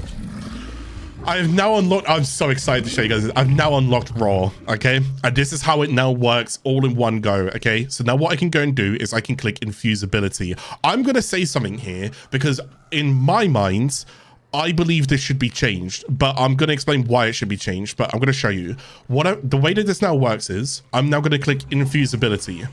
Now, the order that it goes in is ability replacement first, config replacement second. What I want is config placement first, ability replacement second. I'll show you for why, right? So now I need to replace one of Volt's abilities. For now, I'm going to get rid of Discharge because I don't actually need it on the current build that I'm doing. I need speed, I need electric, okay? Now I'm going to go and click confirm. Now I've got to choose the free configs. Try to remember, make a note. If you don't know, click this and it will show you what your configs are. But it will show you not really the name of the config, it will show you the stats of the config. So this is my main config. This one here, I know that. This is my discharge config. So this config here is actually for discharge. So I need discharge on this config. But this config, I don't need discharge. Okay, remember that. So I'm going to go and click Infuse. I'm going to click Discharge. I'm going to select config A. And now, I have now got Rhino's Roar ability on Volt. Really cool. Really, really cool stuff. If I don't want it, I can remove it for free. Okay? But here's the thing, and I want you guys to understand this. If I wanted Rhino's Roar to replace Discharge on all my configs, I can click Discharge and then I can select each config that I want Rhino's Roar to replace. Now, if your configs have names, will it show the names? As of right now, no, it does not show the names. Even on my main account, it doesn't show the names. Okay, so you need to just take your time, go to the arsenal, so it might be a quality of life that they change. It will just say config A, config B, and config C. It won't say the names of the configs, okay? It just doesn't. Subject to change. But if we now look at config A, I've now got rid of Discharge for Rhino's Roar. See what I'm saying? But config B and C kept that. Now I can put at a one-time cost, I can put Rhino's Roar on all three of those configs. I can put it on all three of them, but it has to replace one ability. You see why I said it's ability replacement first, config replacement seconds. If we reverse that, I could put Rhino's Roar over discharge on this config, but on this config, I could put Rhino's Roar over speeds. Does that make sense? If I could do it the other way round, I'd be able to pick and choose where I could replace it. But right now I can't. You can only replace it on one thing, okay? And like I said, you can remove it for free if you want to. It doesn't cost you anything. But if you want to put it back on again because you want to put it on more configs, maybe config A, I wanted Rhino's Roar, and maybe also config C, I also wanted Rhino's Roar here, but I didn't want it on config B, then I need to remove it and then re-infuse it. That's where it costs you more materials. This is what I mean. It's quite pricey, quite costly, not pricey. So let's go ahead and just join a random mission right now. For now, I think that's all you need to know about Helminth, okay? But I will go and show you up here. This is currently locked. You need to complete Veilbreaker quest in order to go and receive this blueprint. This is insane. Okay, we will get to it. I've almost got you guys there, okay? We're so close now, all right? We're so close. We got Whispers in the Wall to go and do, and then after Whispers in the Wall, hopefully I can go and show you this, all right, with Operation Veilbreaker. We're so close. We're so close. But this is going to make your Warframe builds stronger, okay? And you've got so much to mess about with. Now, thankfully, my YouTube channel has lots of builds on it as well. And you can also go ahead and find me live, twitch.tv/nosympathy. And you can also go and just try and check out my builds. If I have the time, I'll show you a build. If I don't have the time, I'm sorry, I just don't have the time, all right? But if I now go join, like, a random mission right now, if I go to E Prime, let's go now use the new... let's go and use the new Rhino's Roar on Vol, right? So it's gonna be cool. So I load in, and now look in the bottom right. I now have Rhino's Roar abilities. When I go to abilities, it's right there. You can see there's even Rhino inside the thumbnail thing there, right? The little UI. But I do have diminished returns, that's all. So this ability is actually weaker than Rhino's actual ability. But there's only a couple of Warframes that have diminishing returns. Rhino's one of them. Here's the thing. His diminishing returns is still one of the best Helminth abilities that you can subsume. Okay? So just keep that in mind. So what we can go and do now is if I want to go increase my weapon damage, I would go ahead and now do this. And that increases my weapon damage, extra 44% that I've got going on over there. Boom, I do 1k damage there, like on that, or like 700 damage there. But the idea is that it would make me way stronger. And since this build that I'm currently using on Vault, let me go and show you the build that I'm currently using. This build is based around getting reload speed for me. It's based around using the electric shield to shoot through for extra critical damage. And it's also now going to be using Rhino's Roar. It's a way for me to go and get way more damage on my Warframe. Okay, so this is the current build that I currently have, right, going forwards. Now I got a little bit of survival. As I start getting to Still Path, I've told you I would not use this, but early game this is actually pretty good to use, and I can use it in tangent with my shields. I can hide behind my shield and my shields can restore, right? Now, bump this up because I want to go and get more overall shield. Bump this up because I want to get more overall health. And then this is energy maximum. This is energy conversion, which is going to help me as well. Transient fortitude is giving me ability strength, but at the cost of ability duration. But I don't mind that because I get even more ability duration here at the cost of ability range. Again, I don't care about ability range. Why would I care? Because this is for me, this is for me, and this is for me. I don't care about anyone else. I'm just looking after myself. And now I've got a bit of a setup. This is also ability duration. And this is for looking for loot on the map right now until I can get animal instincts. This will have to stay in there. But I could go and swap that out with the new drift mods that we got in yesterday's episode. So I can get even more ability strength if I want to. And I can make myself even stronger, which means this will be stronger and this will be stronger. So I can get even more damage on top of it as well, but I would lose the Feast Wit. And right now I can't lose Feast Wit, okay? I'm too new to the game, I can't lose it, all right? So now if I go towards this ability or this build here, look, I've still got Discharge. There's no Rhino Roar in here. But what I could go ahead and do is maybe I like this build way more than I like this build. Maybe this build I didn't want it in here. I could go remove it from this build and I can add it to this build and maybe I'd get rid of this, right? I'd get rid of this and put Rhino's Roar in there. So now this is even stronger. Because it increases the ability, but it also increases dots, is what Rhino's Roar will end up doing.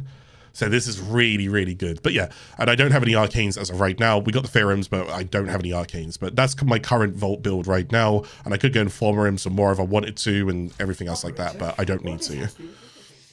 So I think... Does that conclude today's... I don't know what the time is. Is there... Can I just double check my YouTube right now? I'm so sorry that today's stream is a little bit more unorganized because the internet went down and I don't actually know how long this has been going on for. I'm going to click on YouTube and I'm going to see how long my VOD has been going on for. I've only been around for 3 hours, 20 minutes, which means I've still got a little bit more. All episodes are on my YouTube channel. Every single one. Every single episode, yes. If you type in Warframe Begin, that's the entire playlist right there. This is the 2024 playlist right here. You can start at episode 1, and I will show you every single thing that I've basically done up until episode 12 that we are currently on right now, which is Duviri Paradox. Okay, so even Kuva Liches or New Railjack, Barracuda, clans, everything. I'm bringing you guys to Steel Path. I'm gonna get you guys to Endgame, and then I'm gonna let go of your hand. Now it's up to you guys, all right? I've done my job. I've helped you guys, okay? So I still have a little bit of time left on this one. On Twitch, everybody's watching on Twitch. We're going overtime right now. On YouTube, guys, we've still got time, okay? Which is excellent. A friendly reminder as well. This episode has been a little bit of a nightmare due to bugs and crashes. So again, I'm going to apologize. I know I need to stop. But if you guys can, I still want today's episode to be a successful one. Do you guys mind liking the video? If you guys are having a good time here, please go and hit the like button. Share the video with a friend as well. And hopefully you guys learned a lot. Duviri Paradox, there was a lot to cover. And the Helminth is fantastic. So at least the episode is still really, really good with the Helminth right now, okay? Let's try and do some other stuff. I'm going to do some planetary things real quick.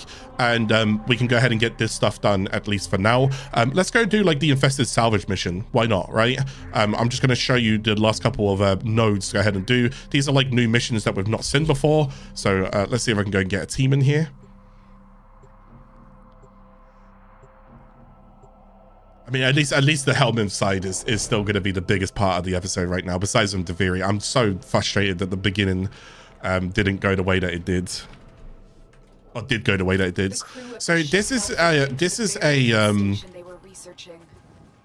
Infested Salvage mission. This is going to show you a couple of new things is what it's going to go ahead and do.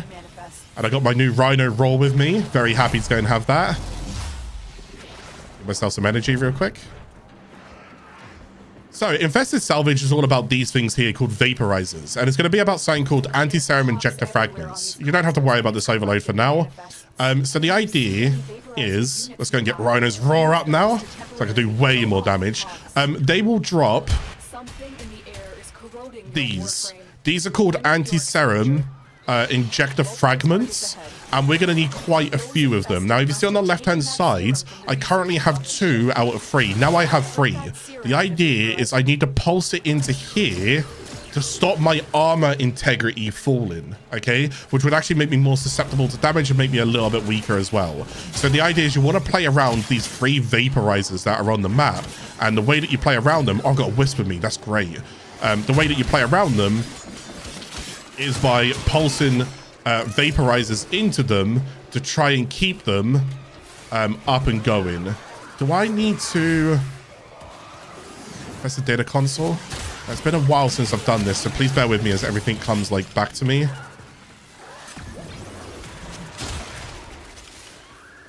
I've got 3 of them on me.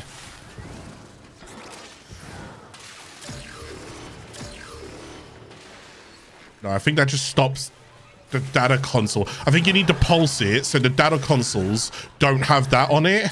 So if you pulse it... Oh, it's not enough on here. We need another one. Stay focused. There's a heavy unit approaching. Filling that med station with serum will halt your health and armor from degrading. There you go. So then that stops it from decreasing at the top. You can end up losing them. It's okay. So then you got this med station 1 here, anti-serum serum. So if you see my armor integrity, it's in the red right now. If I click on it, it now resets it, which is great. So it stops me from like dying. I see Fro joining. Thank you, Fro. Could use a little bit of help here. So the goal is kill enemies to get anti-serum injector fragments. With the anti-serum injector fragments, pulse it into the vaporizers to stop the data console from being lowered, okay? So A right now is doing really well, but B and C, especially C, is not doing that well, okay? So get these, let's go down to C, let's pulse it in here. So C's now doing well. And when your armor integrity gets too low, use this to expend anti-serum so you don't pulse it into the vaporizer. Instead, you put it in there and you can look after your armor integrity. So here we go. All three of them now at the very top of my radar are all in the, I think it's blue. They're all in the blues right now, which means that we're keeping it up at a good rate, okay? Now, this anti-serum injector actually was something that we had to do with a raid back in the day called Jorda's Verdict. But we don't have raids in Warframe at the moment, unfortunately. Probably might end up getting some again soon, but we'll just take times for it. But yeah, it's a very old mechanic, which is pretty cool. So, and then there is this thing here, which is overloads, which you can kind of click on. I think it just like kind of stuns them. I don't actually know what the overload does. Does anyone know what the overload does? Oh, wait, does it restore the health of the... I think it actually restores the health of these, does it? It looks like they're being healed. I don't actually know what the overload does. I think it restores the health of them. I have almost finished reconstructing the manifest. I don't actually know. I'm so sorry. It's been so long since I've done it. I think it restores the health of them. I could be wrong. But otherwise, I don't know what's restoring the health of them right now because they are going up in health. So one can assume it's either the vaporizers that's healing them or it was the overflow. I'm going to wait because it does come back in a moment. I'm going to wait until it comes back. Basically, you do this until decrypting happens. Okay, is it healing now? Oh, no, they're naturally just healing anyways. I don't actually know what this does. Couldn't tell you. I might have to Wikipedia that. So now with decrypting 100%, we've actually done one rotation, okay? So now you've got time to like run around and pick up your loot. This is actually a good place to go ahead and farm nanospores for those who are like looking for nanospores. You get a good amount of nanospores and some plastids from it. It's actually not too bad. So just run around, go ahead and use your vacuum. Do you want to attempt to reconstruct another manifest? I do not know. I'm good to go and leave here. But that's the Infested Salvage mission, just for those who want to go and know what that was like, okay? Mission complete. Excellent work, Tenno. Got Riven Sliver out of it as well. Not too bad.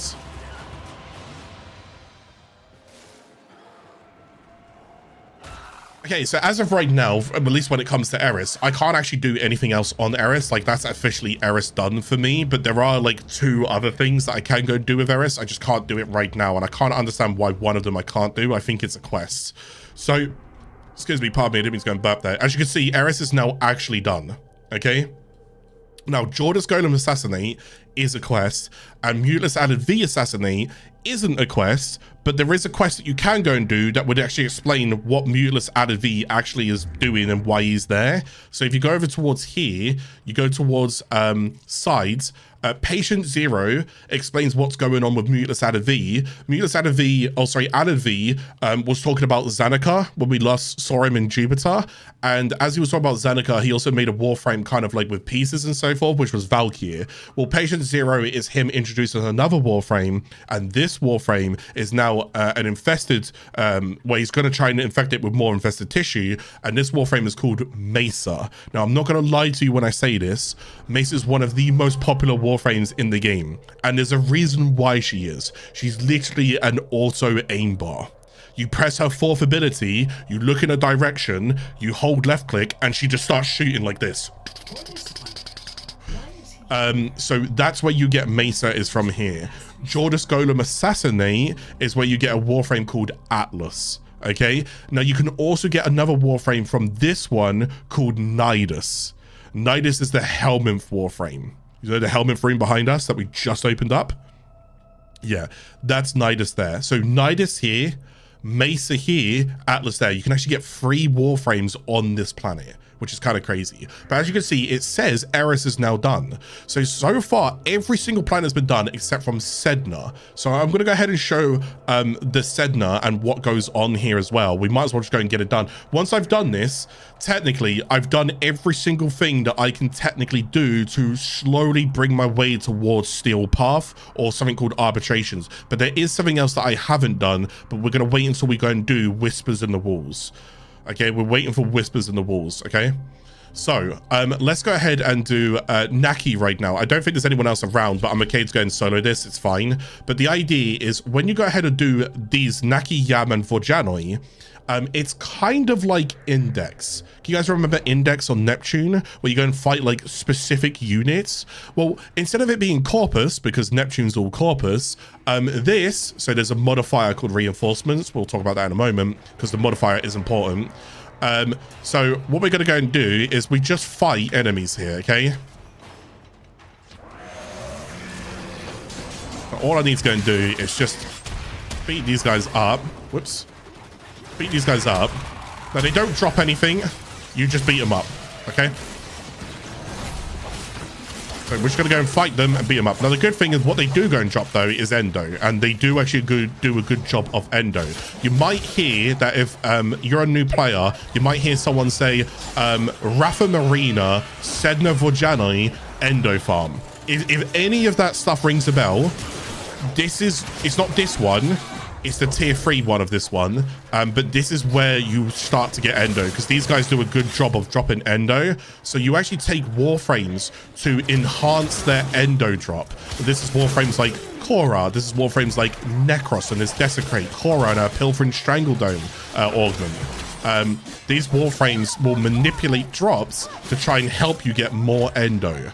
Right, and then we need a group in Warframe like Nidus, for example, who can go ahead and pull them in and bring them together. So we're going to get 25 kills. We're almost done in the top left. It's just 25. That's all we need. 23, 24, and 25 over there. There you go. So now that you've done 25, you've done it. Okay. You've technically done it. Oh yeah, now you can subsume it. That's very true, Jonas. So there you go. So then you can go and see all of this here. You can see who died. You can see all of that. Lovely jubbly. That's all you need to do. It's very easy to understand the arena. But why do you do the arena? So I get 10 judgment points. Remember that, okay? So let's go and leave this group real quick. So as you go ahead and earn judgment points, Nakki will give you 10, Yam will give you 15, and I believe Vorjanoi gives you 25. Now, if you hover over it, it does also tell you that you need judgment points in order to go ahead and do it. So this is true, but you don't need to spend judgment points to go ahead and unlock these, okay? These will always give you judgment points. You spend judgment points here. Assassination, Kaithe the Thame. Let's do this, Kayla. So you need 25 judgment points in order to go and fight Kaithe the Thame. Now, if you do fight Kaithe the Thame, you will get access to a new Warframe called Saren. I don't think you understand just how good Saren actually is. There's one thing we spoke about Mesa on Eris. We're now talking about Saren.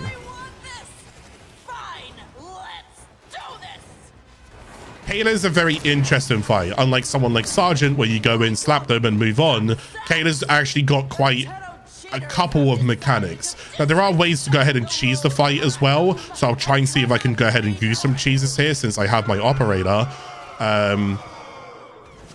Back in the day, I used to go and farm this with Limbo because Limbo was very good at handling this. I can tell you understand what an honor this will be to have your tiny neck snapped by the Kaithe the Thame. Kaithe the Thame, she talks. She's a yapper, honestly. So here we go. We're going to this area here. Now that we're here, we need to go ahead and basically... Oh my god, this is Law of Retribution mechanic. Oh wait, I could almost cry. I'm not even joking, chat. I wish I was exaggerating. So the idea is you need to go and shoot. You need to stand on the plate and you need to shoot the one that's lit up. Okay? That's all you need to go and do. But if you're in a team of 4, everybody needs to do it. That there was a Law of Retribution mechanic as well, which again was another old raids. Oh my god, that's brings tears to my eyes. And there's Kayla. So I'm gonna go and jump off the middle just for a second. Yeah, I was wondering if she did that. I'm gonna go get Rhino's Roar. I'm gonna get Volt's Shield. I'm gonna go get this, and I'm just gonna go and shoot her for now. Right, shoot her until she retreats up there. And now, will she do? So she's lowering platforms. She's got to see which mechanic she's doing. Orbital Strike in 2 seconds, 1 second. So when this Orbital Strike comes in, let's see if we can cheese it. Let's hold Cloak. Yeah, I can. So you can just go ahead and do this and stay in your Cloak if you want to. You won't be hit by the Orbital Strike. Currently no Orbital Strikes right now. Another one in 3 seconds. She's just like jumping up and down. I don't really know why. Oh, actually, I wonder if I have to go and do these now. Okay, cool. Yeah, so when the Orbital Strike's going on, you also want to go and do these override switches. So it's this one here. That one there. That one there. That's been locked. You can just run around if you want to. That one there. Oh, no, wait, sorry, you do more. You do... Sorry, you do 4 on this. It's been a while, okay?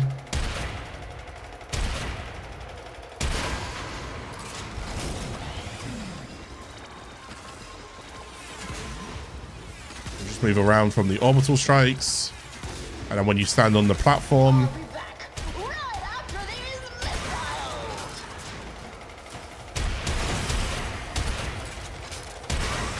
Okay, so that's now done that, and she should now... oh, there's enemies, but the enemies are kind of... I don't actually know where they are. Okay, she's back here. Rhino's Roar. Smack her a couple times. Get a huge amount of damage on her right now. And I think it rotates again, or is this one different? So the middle platforms now go down as well. You can preemptively stand on this, but... Okay, then we're just going to wait for the orbital strike. Come on, Tenno! You're like a corpus drone with a dead battery. You ain't getting nowhere, time. Okay, I can do this. I believe, I can't remember what was really good for doing this. Oh, if you have like beam weapons like Ignis Wraith or just Ignis, this was a really good weapon for this. Weapons that have like a good amount of continued outfire with a good amount of spreads. So Ignis was a very good weapon. If you can get the weapon Ignis and you need to go and farm this, it's a very good weapon because it's basically a flamethrower.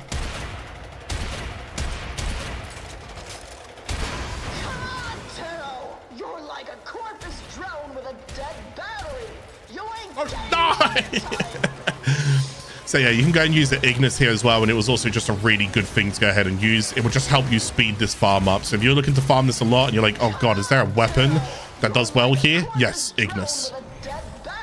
She's gonna go and jump down here. I'm gonna go and get this ready, this ready, this ready. But just be careful because when she jumps on the platform, she'll go ahead and knock you off. And this is Kaithe the Thane. Kaithe the Dead, am I right?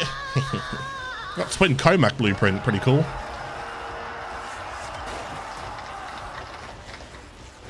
You can get Ignis in the dojo. Yes, that's very true.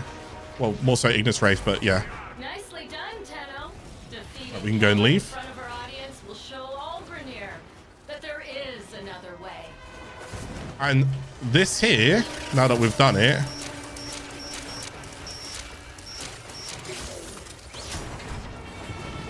is going to be Sedna completed. Okay, so I showed you like all like the weirder missions because I wanted to make sure I showed you all of those. But that's now officially going to be Sedna completed, okay? Which means, as of how it stands right now, on this brand new account that we've picked up in 12 episodes, we have done every single node that we can do in order for Steel Path and arbitrations and so forth, okay? I don't know if that opens it up right now, does it? No, that's Kayla. Can I see if this opens it up? I wonder what they say. Oh, yes. Wow. Hang on. Oh, okay, cool. So this is what I was talking about. Complete all star chart nodes to unlock this mission. 6 remain. Click to see the full list. That's... Oh, yeah. Okay. Yeah. That is correct. That is correct. Hopefully it's not too much spoilers, because I think you guys might have understood that as we continue to progress through the star chart, we're revealing more and more things. There's a particular quest that has more and more things. So that's why we go ahead and do the next quest tomorrow, which will be Whispers in the Walls, which will now give me full access to the star chart as it now stands. But again, keep in mind, as Warframe continues to update and add more and more things, this will get locked behind more and more things. So if you ever want to see them and it says 6 remaining, you look and you're like, hang on, next, for example, well, there is no next here. Just realize that you haven't done your quests. Do your quests, do your star chart, okay? Do your quests, do your star chart. I will repeat this until I'm blue in the face, because I say this all of the time, okay? Do your quest, do your star chart. As you can see, Deimos is the only one that doesn't have Marshy ranking. See it? So everything else, according to this right now, it's telling me I don't have to do anything else. I have done everything I needed to do in order to go ahead and get this far. But it's these that I'm missing. So one of these quests, I'm just going to tell you, it's Whispers on the Wall. One of these quests is basically hiding like other things right now. So I don't think there's much else I can really do. We're basically just going into... Whispers in the Wall. That's like the next thing that we're going to be doing. Okay, so we did Duviri now. This is now updated. We did all of Eris. That's now updated. We did Sedna again. So what I was going to say is that whenever you go and do the Sedna arenas, sometimes they have modifiers at the beginning of the arena, and if they have the modifiers in there, just be a little bit cautious about the modifiers. Some modifiers are good, some modifiers are not good. Okay, so I still don't have the added V keycraft, but Duviri Paradox is done. Helminth is done. It's now just Whispers in the Wall. The good thing is I don't actually need the added V keycraft, but I'm pretty certain in order for me to go and get that done, I'm pretty certain I have to go ahead and do Patient Zero. Okay, I'm fairly certain, because it would actually explain what is going on. So Patient Zero will explain what's happening between Alids and Mutilus Alids. Okay, so that's how you go and get that. But for now, it's Whispers in the Wall, which is the most biggest recent update that we've currently had. Okay, later this year we get something called Warframe 1999, and Whispers in the Wall to Lotus Eaters will show you a little bit more about how we go into Warframe 1999. Okay, but we can't go to that just yet until we do Whispers in the Wall. So tomorrow, well, I say tomorrow, next episode is a really big episode, because it now means I've kind of caught up with the Warframe player base in 13 episodes. Don't mind if I do. I think I've done a pretty good job on that one, okay? And again, a friendly reminder, if you guys are a little bit behind right now, don't panic. That's not what this episode is about. It's not bragging rights, forgive me. It's just, I'm glad that I can do this in a short amount of episodes so that you guys don't feel overwhelmed by seeing like 30, 40 episodes. I don't want to overwhelm you guys. That was my goal with this series, was to make sure that I can do this in as few episodes as possible, but not as few where I'm ignoring things. I will cycle back around to things. I promise you guys I would. I've got the final episode is a big episode. I've got Eidolons cover. I've got bosses, I've got mechanic, I've got mods to show you, I've got so much stuff. I will give you 1,000 hours worth of things to do. I've got so much to cover, okay? But that'll be the final episode, probably episode 15, most unlikely. Episode 13 will be Whispers in the Wall. Episode 14 will be some of these side things, Veil Breaker as well. I'd like to go and get done. I might even try and do Deadlock Protocol, and I might even do Silver Grove. The other ones you guys can kind of figure out. You don't need me to go ahead and show you Limbo Verum or Sands of Innerus. You don't need me to go ahead and show you that, okay? I'm sure you guys can figure that stuff out. So, without further ado, that should be today's episode wrapped up. And the thing is, from today till the next episode, so from this episode to the next episode, I don't have anything to farm. This is it. So there will be no off episode progress here, okay? Like there's nothing else I can do. The only thing I can go to remind you guys of was the Helminth. I didn't actually talk about, so I'll just try and talk about it here. Hopefully you guys were still with me. But when it came to this, and when it comes to this hunger, if you just don't feed him for a while, it will replenish itself. Okay, so this will go up if you just don't feed him for a while. However, if you feed him other things, it will also increase the likelihood of this going up because he hasn't had this in a while, and that's how the hunger basically works. Okay, so you can either leave it alone and he will just slowly, so feed him like daily, for example. Okay, you're in no rush to go ahead and feed all of this and get to rank 15. No rush. All right, especially as a newer player, Helminth is costly. Okay, very, very costly.